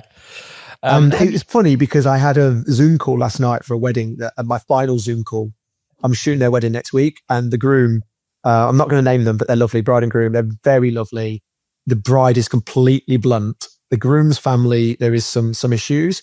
And she went, just to warn you, Chris, I'm not going to say his name. The groom side of the family are an absolute shit show. And she was that blunt with me. And we spent 20 minutes talking about how we're going to manage this shit show. And it does sound like there's some volatile personalities at that wedding. And because of that, they've chosen not to do any formal photos. Oh, wow. Okay. Fair enough. Good for them. Yeah. It's like, it's their day, isn't it? Like, yeah. So let me ask you a question. Like, if you engaged a professional to do something for you, surely you think that it should be a backwards and forwards conversation about what you want, rather than the professional telling you, hey, you're having it like this. So say you went and ask someone to do a new logo. Instead of asking you, what do you want? What are you into? What's your interest? Blah, blah, blah. They come back and they go, right, it's going to be pink and it's going to be this heavy Gothic font. You have no say in it because this is what my aesthetic is. It just doesn't work. So just honestly, just ask your couples what they want. Yeah. Like don't step. I know you said you try and keep it to 10, but I'm sure if can tell from talking to you, if someone came to you and were like, we want a photo with every couple that's at the wedding, you'd probably do it because you want to do the best for the couple. I would do it. And luckily, this is one part where the Americans have really helped us out with their crazy fads. Have you seen the table dashes? Or dance floor dashes? Yeah. I've not seen this. I haven't had... Maybe. I haven't had inquiries. I had people requesting these kind of photos. But lately, people have said, I do want a photo of everybody. And some people have said, what can we do instead of a group photo? Because I can't stand group photos. Honestly, I think I'd just rather punch myself in the nuts repeatedly. Because what can you do? It's just it's either a bunch of people staring at you with a shit smile, or they do a cheer and it becomes full on pantomime. It's just nonsense. So people say, what can we do? And I say, look, why don't you just do a table dash where when you're announced into the room, everyone's standing up, blah, blah, blah, they're having fun. You ask them all to sit and you just dash from table to table, bam, bam, bam, bam, bam. Okay. And you get the grab shot, and and I say to them, it's, I'm not saying everyone's going to be perfect, but you'll get a real moment in time. Yeah. And feedback to that has been really good. And the photography looks and I'd rather shoot a table dash than a group photo any day of the week. Yeah, it's I had never heard of a table dash before, but I was on TikTok actually last night, and I can't remember who it was, but it was another photographer, and it was definitely in the UK, and she was doing that, but as formals instead of like formal groups, she would do this. She had everyone ready outside, and everyone would dash in. And it's the same kind of vibe, but just at a different part of the day. I think it's interesting. Again, it's cool. It is slightly faddy, but it's a fad that suits my aesthetic. Mm-hmm. Yeah. So I'm not kind of opposed to it immediately. Like my first thought with most fads is, that's a bit, should we do some spot color on the photos, Chris? No, we're not going to be doing spot color. No. That's where the line is. That is the line. That ain't coming back. Yeah, that's not coming back. You've got to be careful of trends, but sometimes they can spark an idea. So I'm taking that table dash idea and evolving it slightly to my couples, because I'm very bored of dance floors in the UK at the minute, not really kicking off. Oh, yeah, okay. Just not kicking. I'm bored of them, and I am bored of it. So you know what I'm saying to my couples? You know what? After you've done your first dance, can we do like a dance dash? Can we say You just get a bunch of people pre-warned to grab couples and pull them onto the dance floor. And then we just get on with, and then once we've got like all the couples on the dance floor, you run from each couple. And we move. It's kinetic. Everyone's moving around us. Everyone's having fun. And it's quick photos with just fun. Hooray! On to next couple. Hooray! Next couple. Hooray! And I've not done it yet. I think it's going to be bonkers. Yeah. But I think it's going to be an interesting, especially I feel so sorry for bands, don't you? Yeah. Couples play do the first dance. You get weather like we've got here in the UK at the minute, which is glorious. Mm-hmm. Everyone just fucks off outside and the bands are inside playing, Valerie to like 3 people. Bless them. Valerie's got to be the wedding song of the last 5 years, I think. Last 15 years. Yeah, it's that and that one. Well, do you remember? What was it? Sex is on fire. Yeah. Remember? Whoa, your sex is on fire. You remember that song? That's a big one to start a set with, though, isn't it? Well, I haven't heard that one in a long time. Thank goodness. Yeah, it's a decent song, but again, I can't see Grandma, wailing that one. I've seen too many grandmas dance that song. Yeah, I love it. But that's something that if couples want that, couples don't book me because they want formal. They don't want a photo. Yeah. I have in the past used terms like it's not a cruise ship. It's not cruise ship photography. Yep. I don't want to give, it's not Disney. You're not going to come away with a 5x7 print in a little cardboard thing with treasured memories on it. Like, I'd rather the photography be real and visceral. And I'd rather us have fun creating the photography as well. So, wish me luck on the dance floor dash. I mean, watch me do the first one and someone breaks a leg or something. Yeah. Are you going to you should definitely get like a 360 camera on your, you're going to do that. Awesome. I'll be, well, I've got I like the DJI stuff. And I think that's just clips on the camera and it's crack on with it. I think it'll be fun. We'll see. I hope it don't go too wrong. I think it'll be crack. I think it'll be great. Again, we've got to be better. Just try things. Don't be, again, the be better thing is just, it's a real motivator for me. Like, how can I elevate everything? I've been 27 years into this industry and there's someone that I play in a band and the drummer is an artist as well. And he always says like every day is a school day. Every day is a school day because you could always learn something else. I mean, imagine how boring it would be to be the pinnacle, the best version of you. Like knowing that everything, like all these photographers that don't want to learn off camera flash or they don't want to learn editing or they don't want to do this and this. They don't want to try new things. How boring is that? Like that's when this job doesn't become fun. Like when you're just going through the motions. I'm just doing the same thing. I'm always consistent. Yeah, have fun and try, experiment. And it's absolutely okay for things to cock up. It's absolutely okay to start a YouTube channel, as you said, and just abandon it. It's okay. It's absolutely okay to start a blog and then go, I can't do this anymore. Or start a journal and go, this isn't right for me. Start a newsletter and then give up after 3 months. It's absolutely okay. Yeah. I mean, what isn't okay is not to try. Hey, I'm Ashley from With Jack. I'm one of the sponsors of the Perspective podcast. With Jack helps to keep photographers in business by supporting them financially and legally if they have problems with a client or they make a mistake in their work. We've all had that fear of our CF card or our hard drive failing and losing important photos. You can find out more at withjack.co.uk. Head over there and find out how we can help you be a confident creative. So we've been doing, how many years have we been doing this podcast for? The podcast is probably about 4 or 5? No, 4, maybe 4. Actually, before COVID, so yeah. Exactly. Over we're 6 that then. old. 6. Jesus. Good. I mean, there were like wedding seasons, in fact, probably the majority of wedding seasons where, we'd do well recording and then suddenly... nothing for the wedding season, and then we'd come back and then have to apologize to our listeners because we got really busy and stuff. So it's absolutely okay to try these things because how else are you going to learn? And the thing is, you know what, you there's a line in a song that says something like hard times make better men, and I'm like, I get it. Like again, I'm going to touch on something here, and this is, I'm not going to punch down on anybody that does this. So I'm an advocate for styled shoots within our industry. So if listeners don't understand what that is, it's where generally delegates, photographers will pay money to go along to an organized shoot where they have a couple, like generally very good looking, attractive people in great locations, beautifully curated spaces, as in flowers, floristry, props. And, you know, you have a content day where you build content and you try creative things with these couples. And I am a big, big, big advocate for it. However, what I am not an advocate for, and I think is a real disservice and disingenuous, is when you have photographers that then try and pass that off as a real wedding.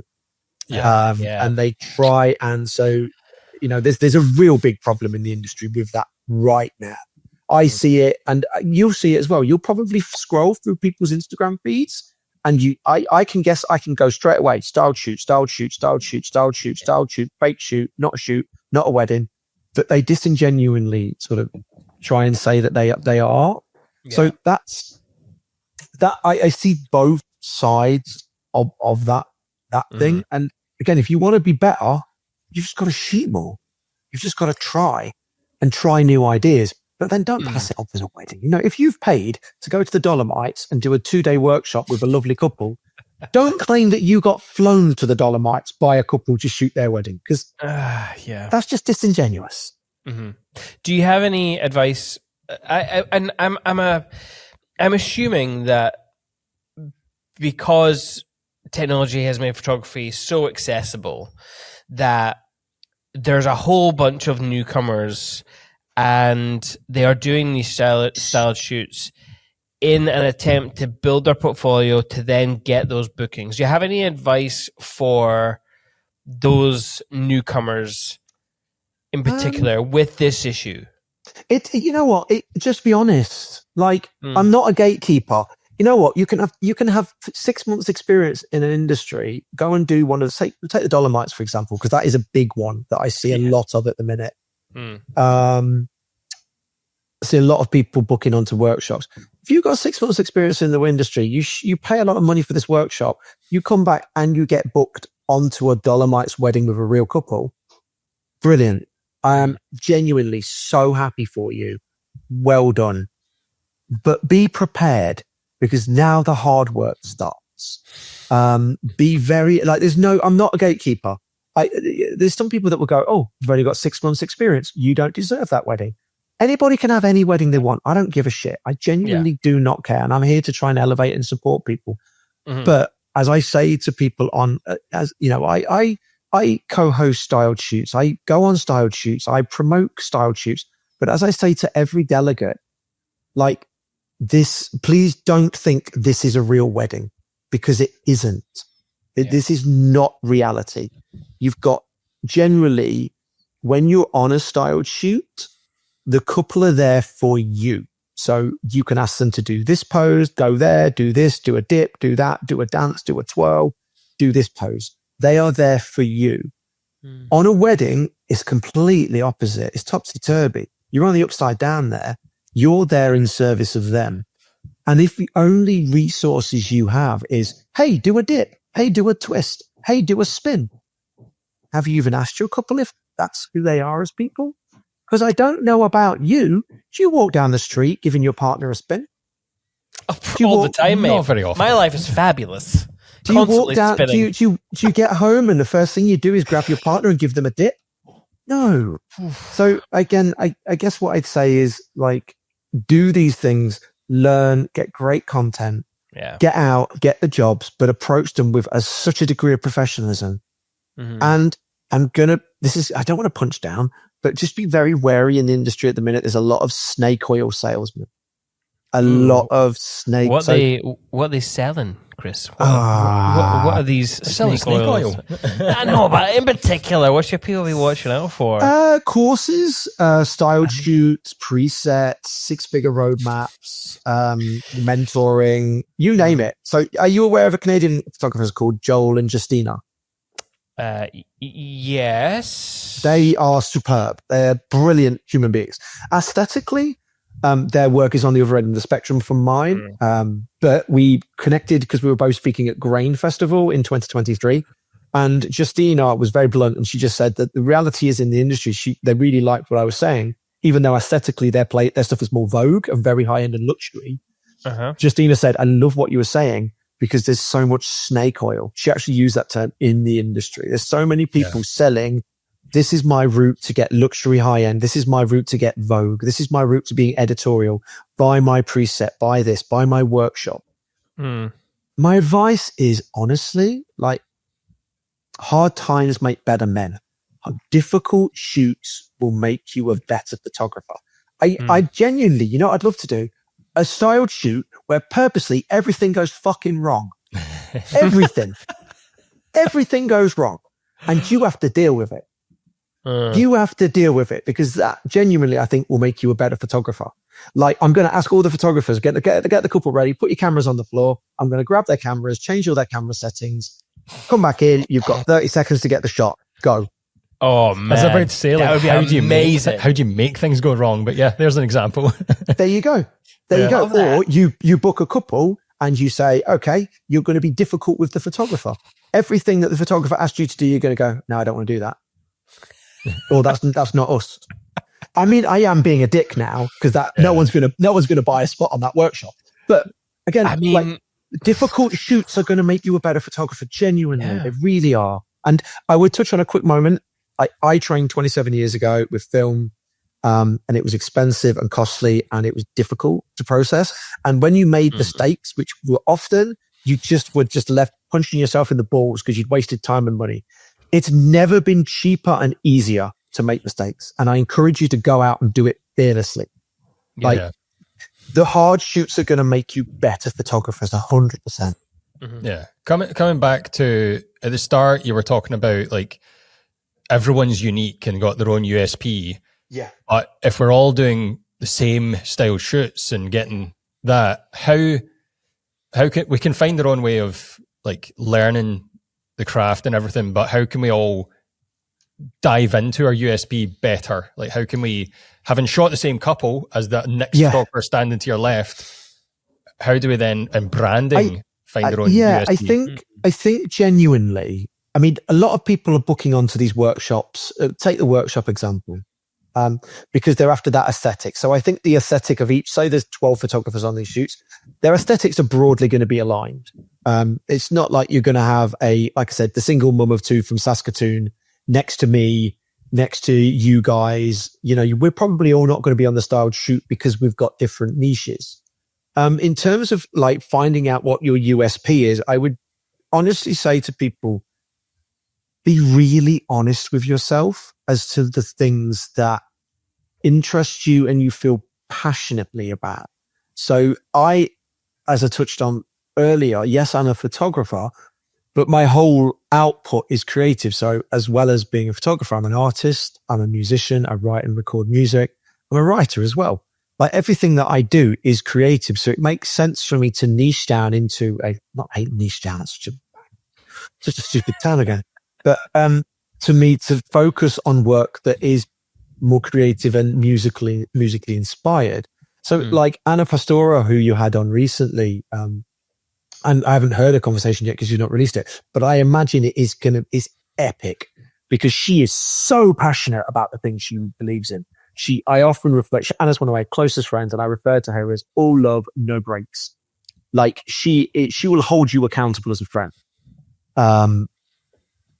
My niche is completely different to Anna's because Anna constantly tells me off about my work-life balance, my workload, that I'm working too much. She literally messages me all the time telling me off because these are things that she is passionate about.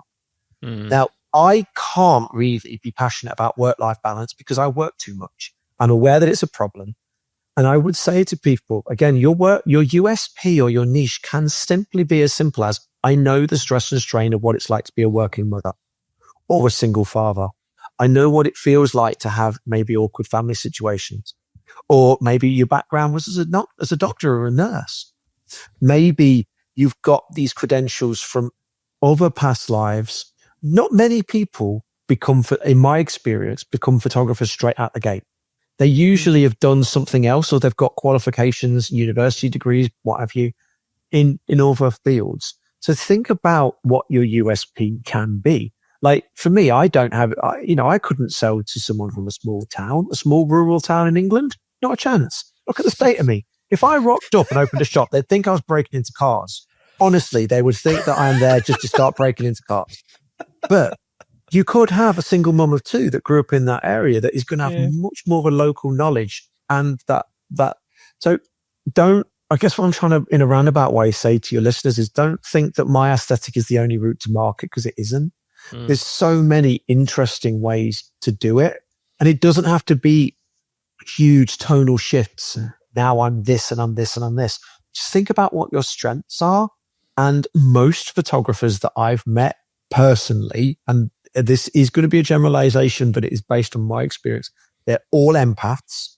They're very empathic. Most photographers, I've very rarely met them that are like not empathic, and they're generally really caring people that want the best for their clients. And behavioral types, you either get people like myself who are stupidly self-confident, or you get the ones that have zero confidence, and there doesn't seem to be much middle ground. So if you are a photographer that suffers from anxiety and maybe doesn't have a lot of confidence, well, guess what? There's your superpower, because you're empathic enough to be able to connect with people that have anxiety, that aren't socially confident. And you're able to say, look, I get it. I'm like you. Sometimes, I'm not going to be the right fit for a couple that are super anxious on a wedding day. And no matter how empathic I am, and no matter how much I'll try and hold their hand, I just don't know it's going to be a good fit. Whereas someone that has this background and understanding of empathy and how mental health works and how you can manage people's expectations a little bit better than I do, because I don't know everything. I want to be better. I would say that's a really big gap in the market. If someone could find a clever way to connect to those kind of people, because there's a huge market out there of people. I mean, I know from my own experience, when I say, what's the thing about your photography that's causing you anxiety? Nobody ever says nothing. Yeah. Nobody. Yeah. Everyone's got something that they worry about. So maybe I'm doing myself a disservice, and maybe I do it a little bit, but I think there's other ways that people could not exploit it, because that's the wrong word, but they could weaponize it. Yeah, we'll go with weaponize. That sounds way more dramatic. Utilize it in a productive we had a recent wedding where the groom was like getting really worked up and anxious in the morning before the ceremony. For like, it didn't seem like there was any reason to. It was a very chill day, but he just was starting to get worried about the gravity of getting things right and everything. Right. And the photographer... And they were already married. Yeah, they were already legally married.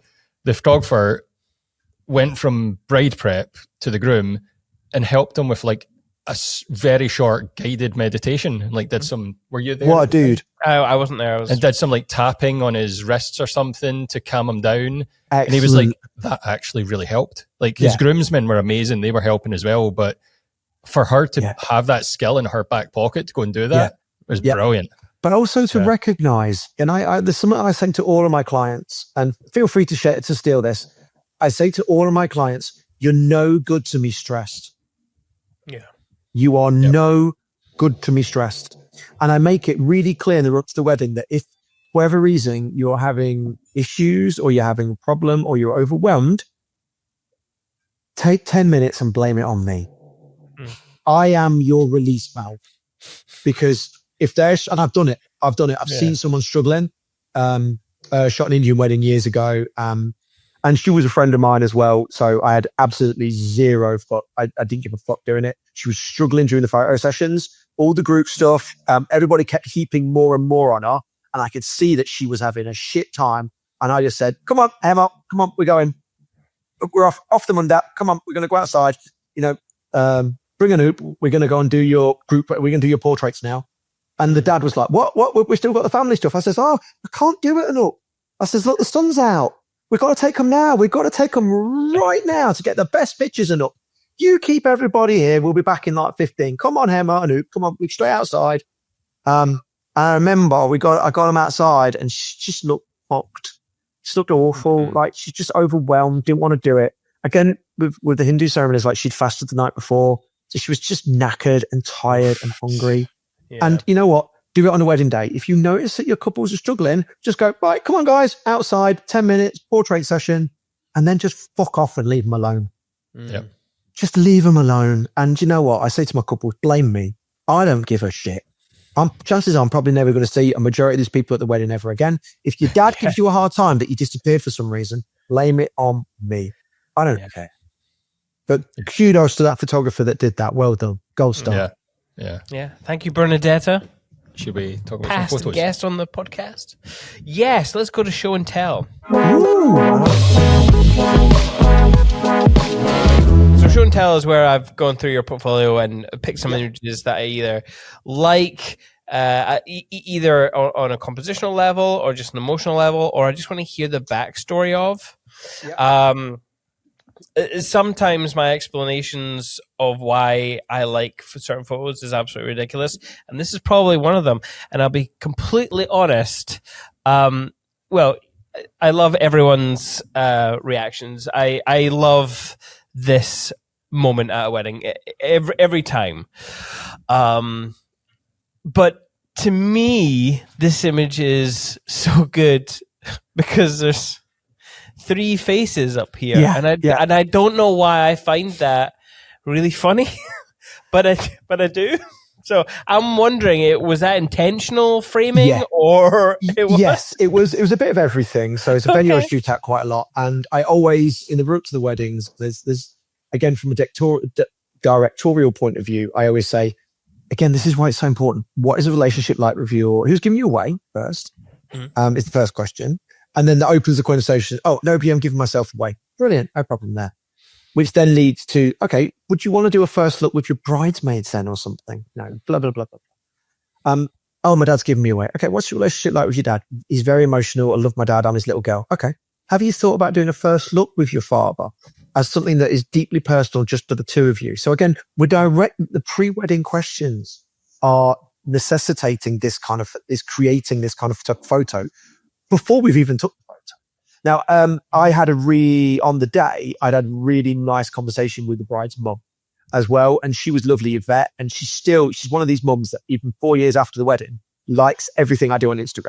I think she actually left me a 5-star Google review as well, Yvette. She's lovely. Oh, what legend. And what I do is, again, directorially, we know what bridal prep is like. It's very busy. So what I do is I say, if you've got, if the situations allow, like mum and dad are amicable all together, mum, bring dad in.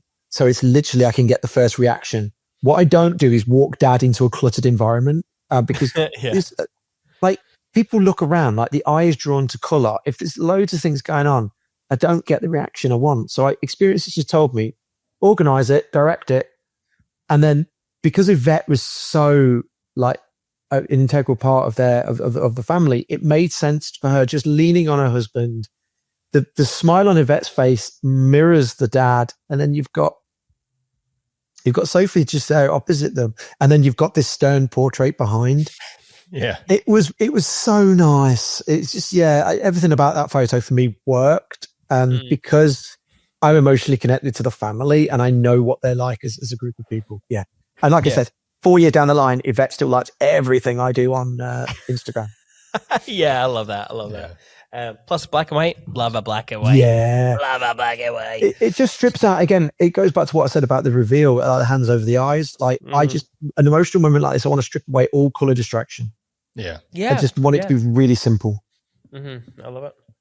Next image, Gregory. Next one is black and white too, I think. Oh! Yeah. Right, so, different kind of motion. So you talked about obviously shooting quite close. Yeah. And as soon as you said that, like I remembered picking this image because of that. Like you're like one of the when the people going down her dress, like you're part of this. That's and it. I love I love images where you feel part of the wedding.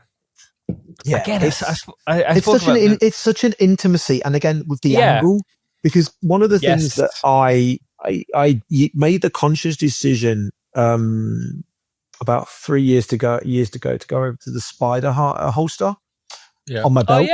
We've just got one of those as well. Yeah, they're really good because I was using harnesses, but I want my work to be, the only word I can use is invasive. I want to get rid of barriers. And so what I've started doing is getting rid of not shooting in this box in front of me. The rectangle just in front of me. I don't shoot on 85 to 35. I don't have a harness. During prep, I'll generally use a 16 to 35. If I'm shooting the ceremony, I'll shoot on a 24 and a 50 and an 85. During the drinks reception, I'll change to a zoom, a 35 to 150. During dance floor, it's always 16 mil with a flash. I am constantly changing up my focal length because I want to be able to get into the action. So this was just after the confetti throw. So obviously confetti, I'm on a 16 mil, just finished the ceremony. I'm super close to the couple. So tracking back, I'm in front of them, confetti's flying everywhere. And then literally she says, "Oh, it's all down my dress." And then the bridesmaids just jump straight in. So of course, because the camera's in my hand, but shoot straight down, get that angle. It's brilliant. And I love that. I don't want barriers with my photography. I really want it to feel like you're a part of it. Yeah, I love that as well. I love that as well. For me, on the dance floor, trying to shoot wide. There was one dance floor where I had the wrong lens on. I was like, oh, this feels different. So I had to change where I was. But yeah, love this. Yeah, I'm usually on a tight, like the way we shoot is Simon's usually a wider lens. I'm a bit tighter. And there's so many dance floors where I'm like, I can't get anything with this. Like you're in there, you're dancing about and you're like, I just can't shoot because it's too tight. So I'm loving the bit. I found the best thing is 16 to 35, flash on top, bounce it, and I'm literally on the dance floor dancing with people because again they react to me and I'm G'ing them up. I'm like, yay! So people will play up to the camera. By this point, most people are very tipsy at weddings and they want to play up for the camera. So that's what I'm not one of these that sets up multiple flashes around the dance floor, gets on the 85 mil and just, blasts away looking for those beautiful sort of symmetrical shots. That's not me at all. I just try and jump in. You get in there. Nice. Yeah. Nice. Try and get rowdy with it. Yeah. Yes. So this image, this to me, I actually just wanted to know more of the backstory because in my head I'm assuming you've gone and used the trees for a little bit of cover because this is like overhead daylight, but also the fact that you've actually you can see your camera shadow, which I quite like that you've just kept that in. Someone might have tried to take that out with AI, but you just left it in. No, I'm there. That's part of it. Yeah, the greens, a very powerful color, very poppy. So yeah, just kind of. So this is a weird. This is an interesting shot because this is actually an arboretum. So this is I think that's the term. It's like a massive greenhouse. It's called the Glass House in Leamington Spa, and it's a massive indoor conservatory. So they've just got all of these plants indoors. So after the ceremony was indoors, and so we just did a quick 5-minute portrait walk. I saw that cluster of plants. Obviously, I'm shooting wide at this point still, 16 mil, I think. I was going to say, and looks so like I just stuck the couple in there. I just put my camera straight up close to the plants like that to create this kind of shape. Just it draws the eye in, and it was dead hot in there. But great shot. I really liked this. One of my favorites from last year. Yeah, I really liked it as well. Plus, the groom is. I'm not entirely sure. Is he?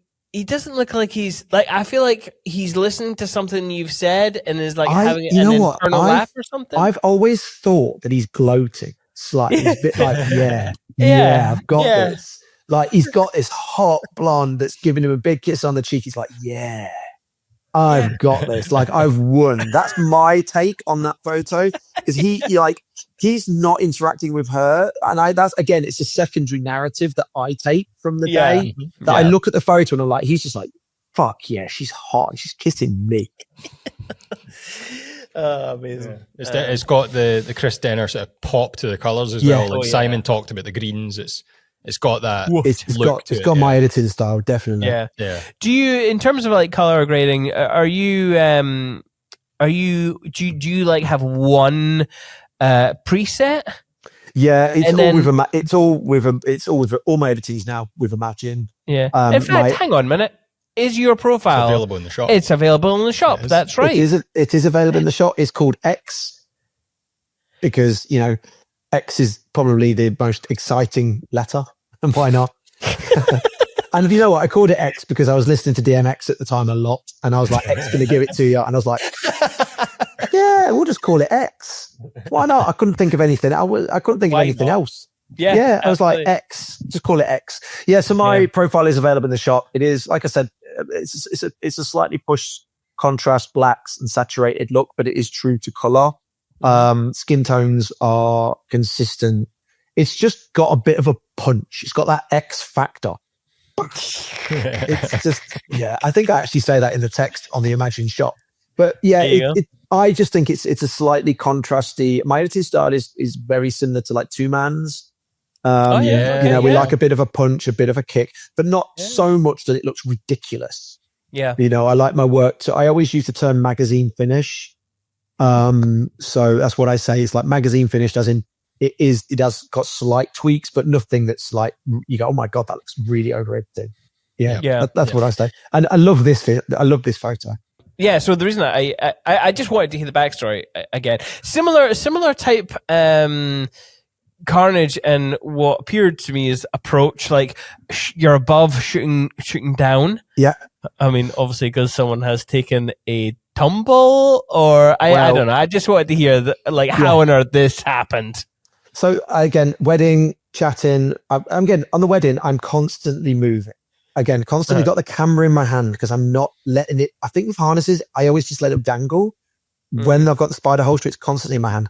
Walked over to the bride. She was pouring. I was chatting to her about something, and then the two girls next to her, the one in the pink dress, got up to go somewhere, slipped, knocked the girl in the black dress over, and then landed on the bride like that. And then immediately after that happened, she went, I just fucking muff dived the bride. Jesus Christ. And I was like, brilliant. And you know what? I've submitted that picture to so many awards and won. It's brilliant. Yeah? I love it. Yeah, I love it. Oh, amazing. It's there's so much, there's a lot to unpack in this photo. But again, compositionally, my eye goes right to left to the champagne bottle, then up to the blonde. I like compositionally strong photography. I think, again, touching on AI, it's one of the only things AI doesn't have necessarily is the human eye of what's going to look strong compositionally. The eye works in weird ways and is drawn to shape, color, tone, textures. AI, you can't teach that. So strong composition skills, definitely, guys. Yeah, absolutely. I find it interesting that you are focused at the kind of the top part of the screen on the blonde on the floor. Yeah, my eye goes. I think I heavily, if I'm taking an image, there's that small dot in the middle, and then I grab the focus, and then I recompose. So I'm always looking at the middle of shit. But I like the fact that it's not that I'm having to I don't know. Yeah, I think I start hearing a move. Yeah, it's annoyingly slightly soft as well. Like the blonde, I know is definitely pin sharp. Because it was just a moment in time. Yeah, the blonde is definitely pin sharp, but I would have preferred the girl in pink but hey, it's a moment in time that literally happened, bam, like that. Yeah, and I had the camera in my hand, snap. Yeah, it adds to the carnage. Yeah, it's the perfect. I've started using the promotional line is the perfectly imperfect. Yeah. I say to my couples, you won't be perfect on your wedding day, and I will not hold you to any of those impossible standards. Yeah. I want you to be perfectly imperfect, and I will tell your story with autism authentically. Mm-hmm. So that's an example of that. Yeah, I'm intrigued. Was there any lipstick on the bride's dress? Because that is... No, I don't think there was. Okay. I don't think there was. I think she got away with that. It was properly... Yeah, she muff dived her. She definitely dived her. Yeah. It was just a way... She was a northern girl as well, so she got... I'm not going to do the accent, but if you can imagine a proper full-on Geordie, which was fucking muff dived the bride. You know, it was great. Yeah. Love it. I live for moments like this. Yeah, absolutely. Gregory? I like this image quite a bit. Again, another black and white one. It just makes it easier to communicate. And this has, again, swept the boards in award season. Has it? Okay. It's won them all. The Fearlesses, 9 Dots, Way Up North, a Masters of Wedding Photography. It's won them all. Yeah. I'm still dining out on this image, guys. Fair enough. It is a good one. My question is, do you have in mind this sort of image, like during this part of the day? Like, are you directing this gentleman in between them? Like, this is where the story came for this. This is where inspiration struck. So the groom was called Kola and driver was called Amy. Kola is, I think he was either Saudi or Nigerian. He was either one of the two. He'd either born in one, raised in the other. And I can't remember what the denomination was. So a lot of his friends came over for the wedding and they were very affluent, like really, really affluent, nice people, because money doesn't necessarily dictate that you're an asshole, but they were just lovely. And the guy walked up with those glasses and I'd said to the guy, "Oh my God, your glasses are insane. Where did you get them from?" And he went, "Oh, well, I just nipped to Selfridges on the way yesterday on the way to the wedding." As soon as he said Selfridges, I was like, "There's no way I can afford these sunglasses." And I'm looking at these sunglasses, and they're just FYI, they're about 1,200 quid a pair of sunglasses. But I'm looking at these sunnies. I'm like, there's some sick reflections in these sunnies. So I just quickly grabbed Amy and Kola, brought them in. I was like, just stand there. This dude stand there, bam. And that's the shot. It really is as simple as that. Sometimes inspiration just strikes. Yeah, absolutely. I get that feeling from you that you mentioned your couple sessions aren't long. And I get the feeling this happens often. It's like, I've got one shot I want to do. Come and do this. One shot, done. Right, off you go. Yeah. And then that's it. It very much is like that. Because look, you got to bear in mind this is another thing with the disingenuous nature of style shoots. Just to touch back on that is these people are not models. Yeah, they don't want to be doing it. They don't want to be there for hours posing and standing, essentially modeling. They want photos.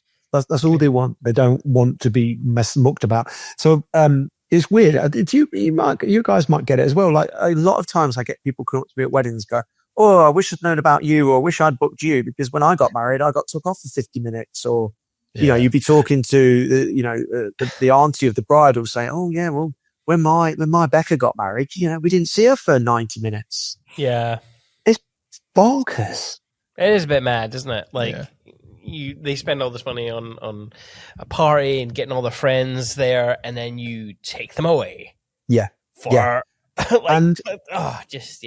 It's one thing again, another line I use, feel free to steal it. I say to all my couples, don't spoil your wedding to get photos of your wedding. Just don't spoil it.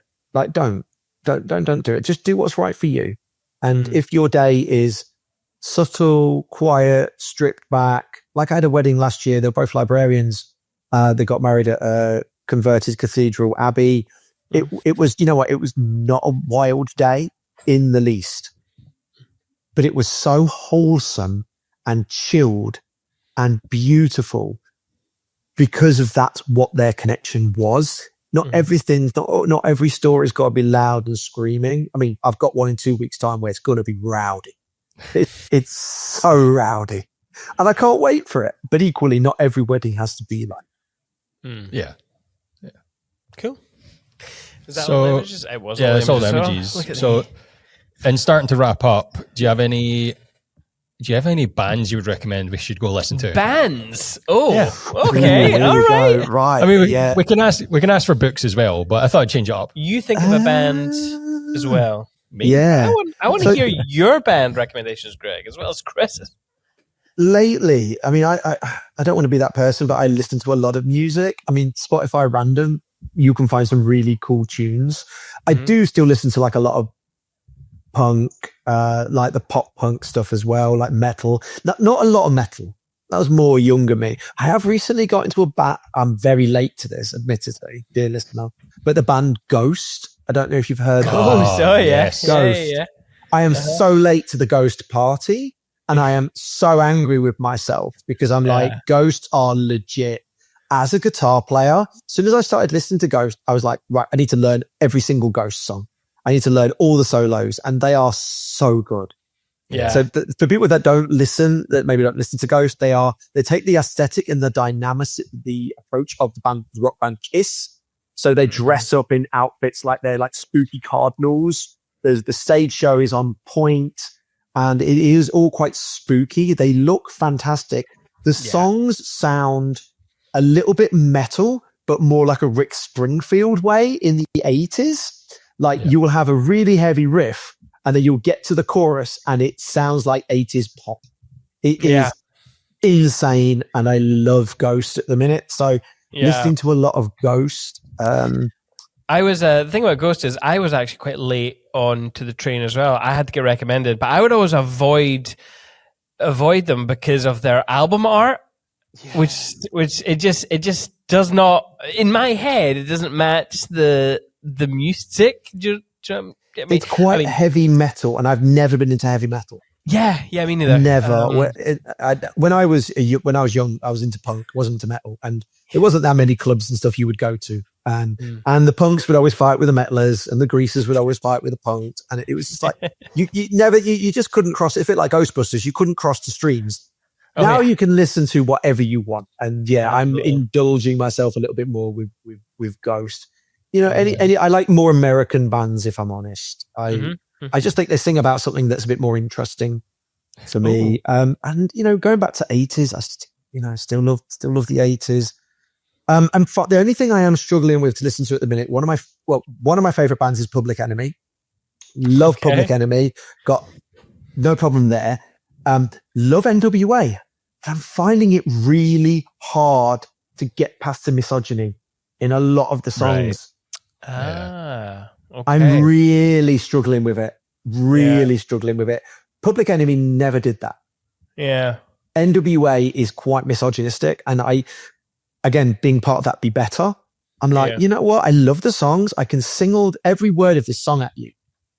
Don't think I want to sing a line about slapping people, slapping a female because she doesn't do what I want. And I'm like, I don't think we have become better than that now. I listen to, again, it's all mood dependent. My Spotify is filled with numerous playlists, chilled. The only stuff I don't like is like Mumford and Sons. This kind of like, I just call it shit folk. I just can't get on board with it. I can't go. I mean, I don't know if you're aware of the artist in UK, Frank Turner. Yes. Oh, yeah. Like Frank Turner, he does that like that punk rock poet, folk campside music. He does that so well. Yeah. And it puts out album after album of great content. And I just don't like that, I call it shit folk. But again, that might be a reaction that I hear at a lot of weddings, and I'm like, "Oh God, here we go again." It might be part of just we've heard some of that music quite. Oh God, here we go. Here's the Hey Ho song again. Oh my God, don't. Here's the Hey Ho song. Oh God, what's yours, Greg? Give me a band. I'm gonna go with Zeal and Ardon. Oh yes. I always feel like, when I was younger, I used to discover new music all the time, reading Kerrang and things like that. Yeah. Nowadays, don't learn new bands very often. But when we ask our couples for like what they like, what music they listen to, sometimes you find a wee nugget and you're like, oh. So that was a recent one, Zeal and Ardon. Yeah. They class it as metal, but it's not to me what metal aspects is. To it. It's got like a hosier kind of vibey rock. There's a Scottish band I can highly recommend to you called Cold Years. I don't know if you've heard Cold Years. They are like the only way I can describe them is a Scottish gaslight anthem. Okay. I love the gaslight anthem. I love gaslight anthem. I like that working class, white t-shirt, blue jeans, I like that aesthetic, like the Springsteen storytelling rock. So I love the Gaslight Anthem, and Cold Years are like a kind of like Scottish equivalent of it. Check them out. They are absolutely brilliant. They've got a song like any of the top ones on Spotify, but definitely Choke or Roll With It. I saw them last year live. They were brilliant. And again, they're just a band. They've got jobs full time. They put out records, they tour when they can, and then they go back to their normal jobs. But definitely shows some love to Cold Years. They're one of the most exciting UK bands I've heard lately. Very cool. I have not heard about them. But yeah, there you go, Greg. There's a Kerrang article just for you. You can read it. I feel like you probably like Dave Hoss. Yeah, love him. Love him. Oh my God. Yeah, I've seen him a bunch of times. Oh my God. Yeah. Who's Dave Hoss? He used to be the singer in The Loved Ones. Loved Ones, yeah. And yeah. That's right. Is this him? That's him. Okay. Yeah, cool. He is. We Could Be Kings is probably one of my favorite songs of all time by Dave Hoss, because it's just so simple, but the lyrics are excellent. He's got a song called Fireflies, which is just beautiful. He really but it's that Philly sound. It's that white t-shirt, blue jeans, rocked up working class Philly sound. That I'm a sucker for those kinds of bands. Yeah, that's why I thought you may like them. Yeah, I'm an absolute sucker for those kinds of artists.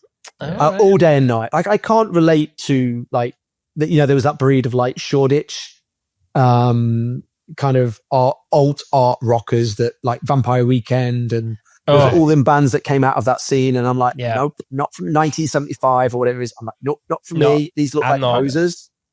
Yeah, I want bands that have worked in factories, and I want that, and then go out and play gigs all night. And I'm a massive fan of the artist Butch Walker as well. He's a brilliant guy. He's produced loads of artists. A killer guitar player, and I love Butch Walker as well. What about you, Simon? You get anything?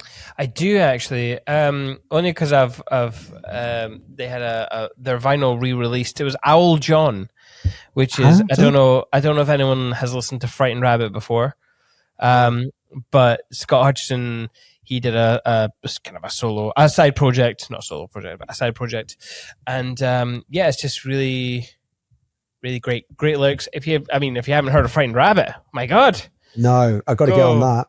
Well, that's the beauty. That is again the beauty of Spotify. This is how the digital age marches on. I used to go to the record shop, buy a record, and hope it was good. Yeah. And when I was like 14, 15, you would buy labels. Yeah. So anything by Epitaph, you were like, I'm going to buy anything by Epitaph, anything by Fat Wreck, Fat Cat. I just buy. Yeah. Do you remember going into HMV when they had like those kind of essentially just record like CD players, and with the headphones? Yeah. I'd be in there. I used to be in there for hours listening to albums. Yeah, you used to do that. Oh my God. And when you take a chance on a CD, it would suck, and or a record, and you'd be like, this tape, this sucks. This is so bad. But occasionally, I got into so many underground bands, seeing bands like Strung Out when I was like 17. Out. That was my first punk album. That was my first ever punk album. I was in primary school, and the prefect, who was from Canada, gave me a Strung Out CD, and I actually don't know what Strung Out CD it was. I can't seem to find it on like Apple Music or whatever. But oh my God, I listened to that bad boy for freaking hours. Yeah, bands like No Use for a Name. My probably favorite band of all time is probably Bad Religion. Bad Religion, classic. That says a lot about me and my mindset to individuality, and that their early stuff was a real blueprint for me. In terms of like thinking for yourself and rejecting certain life choices. Yeah. Absolutely. So music is a huge, and then just Prince, classic. The headband says punk, but the Prince vest says Prince. Yeah, exactly. Right. Let's end the podcast there, because we're over time. Although I'm really enjoying this kind of music chat. This is great. This is good. I've now got some homework to go away and listen to. It's great. Yeah. Great. Right. Chris, thank you very much for joining us. No, it's been a pleasure, guys. Genuinely, it's been really good. Where can people find you online? The best place is my Instagram, which is Chris Denner Photography. I have a shockingly low amount of followers. Do you? Yeah, I haven't even got 5K. But I think that is mostly because my approach to my Instagram is that I'm not. I think most people use it as community. I don't follow a lot of photographers. I connect with my clients, so I use it as a market. A lot of I don't follow photographers for the sake of it. I mean, my two favorite photographers are not wedding photographers. I hardly get inspired by any wedding photographers. So my two favorite photographers are David LaChapelle. I don't know if you're aware of his work. Celebrity photographer out of Los Angeles. If you look at his work, you'll straight away go, I understand exactly how I'm influenced by David LaChapelle. And my other favorite photographer is a UK photographer called Tim Walker, who fashion photographer, shot for Vogue. His work is just incredible. And I love his work. And he still works wax, still shoots film now. Tim Walker does. Yeah. And they're my two favorites. But again, with my Instagram, follow me on Instagram, Chris Denner Photography. TikTok, Chris Denner Photography, and just send me messages telling me, what a dick I am. By the way, Chris, your Instagram's on 4,992 followers. If you are listening to this, no, it's fine. That's great. Numbers are just numbers. It means nothing. Yes. But if you're listening, go and give Chris a follow and try and get him up to 5,000. I like our good round number. If we're going to do that, 10,000, guys, come on. Right, 10,000. Let's be better. Let's be better and get me to 10,000. I think it was Anna we were talking to, and she was like, we were talking about how the numbers don't matter, and it's like fully booked, but she's not at 10,000 or anything like that either. Yeah. I mean, I shoot 50 weddings a year. Yeah, I shoot 50 weddings a year. I've already got, I think, 35 for next year. I've got 3 for 2027. I've got a booking into 2028. Numbers don't mean anything, the metrics. But you've got to bear in mind, those numbers don't mean anything. Yeah. Unless they're converted into bookings. Numbers are, they don't mean anything. And also, I think I did buy it is secrets. Don't tell anybody. Okay. Yeah. So, we're going to find you on Instagram. Simon, where can they find us? They can find us at perspectivebycinemate.com is our website. Instagram at perspectivebycinemate. Hey, it's Cinemate Films as well. If you want to follow our company at Cinemate Films everywhere. Thank you to With Jack and Pick Time for sponsoring this episode of the Perspective Podcast. And if you have liked this conversation, please do hit subscribe wherever you get your podcasts, on our YouTube especially. And hopefully we'll see you in the next one. However, in the meantime, enjoy your life!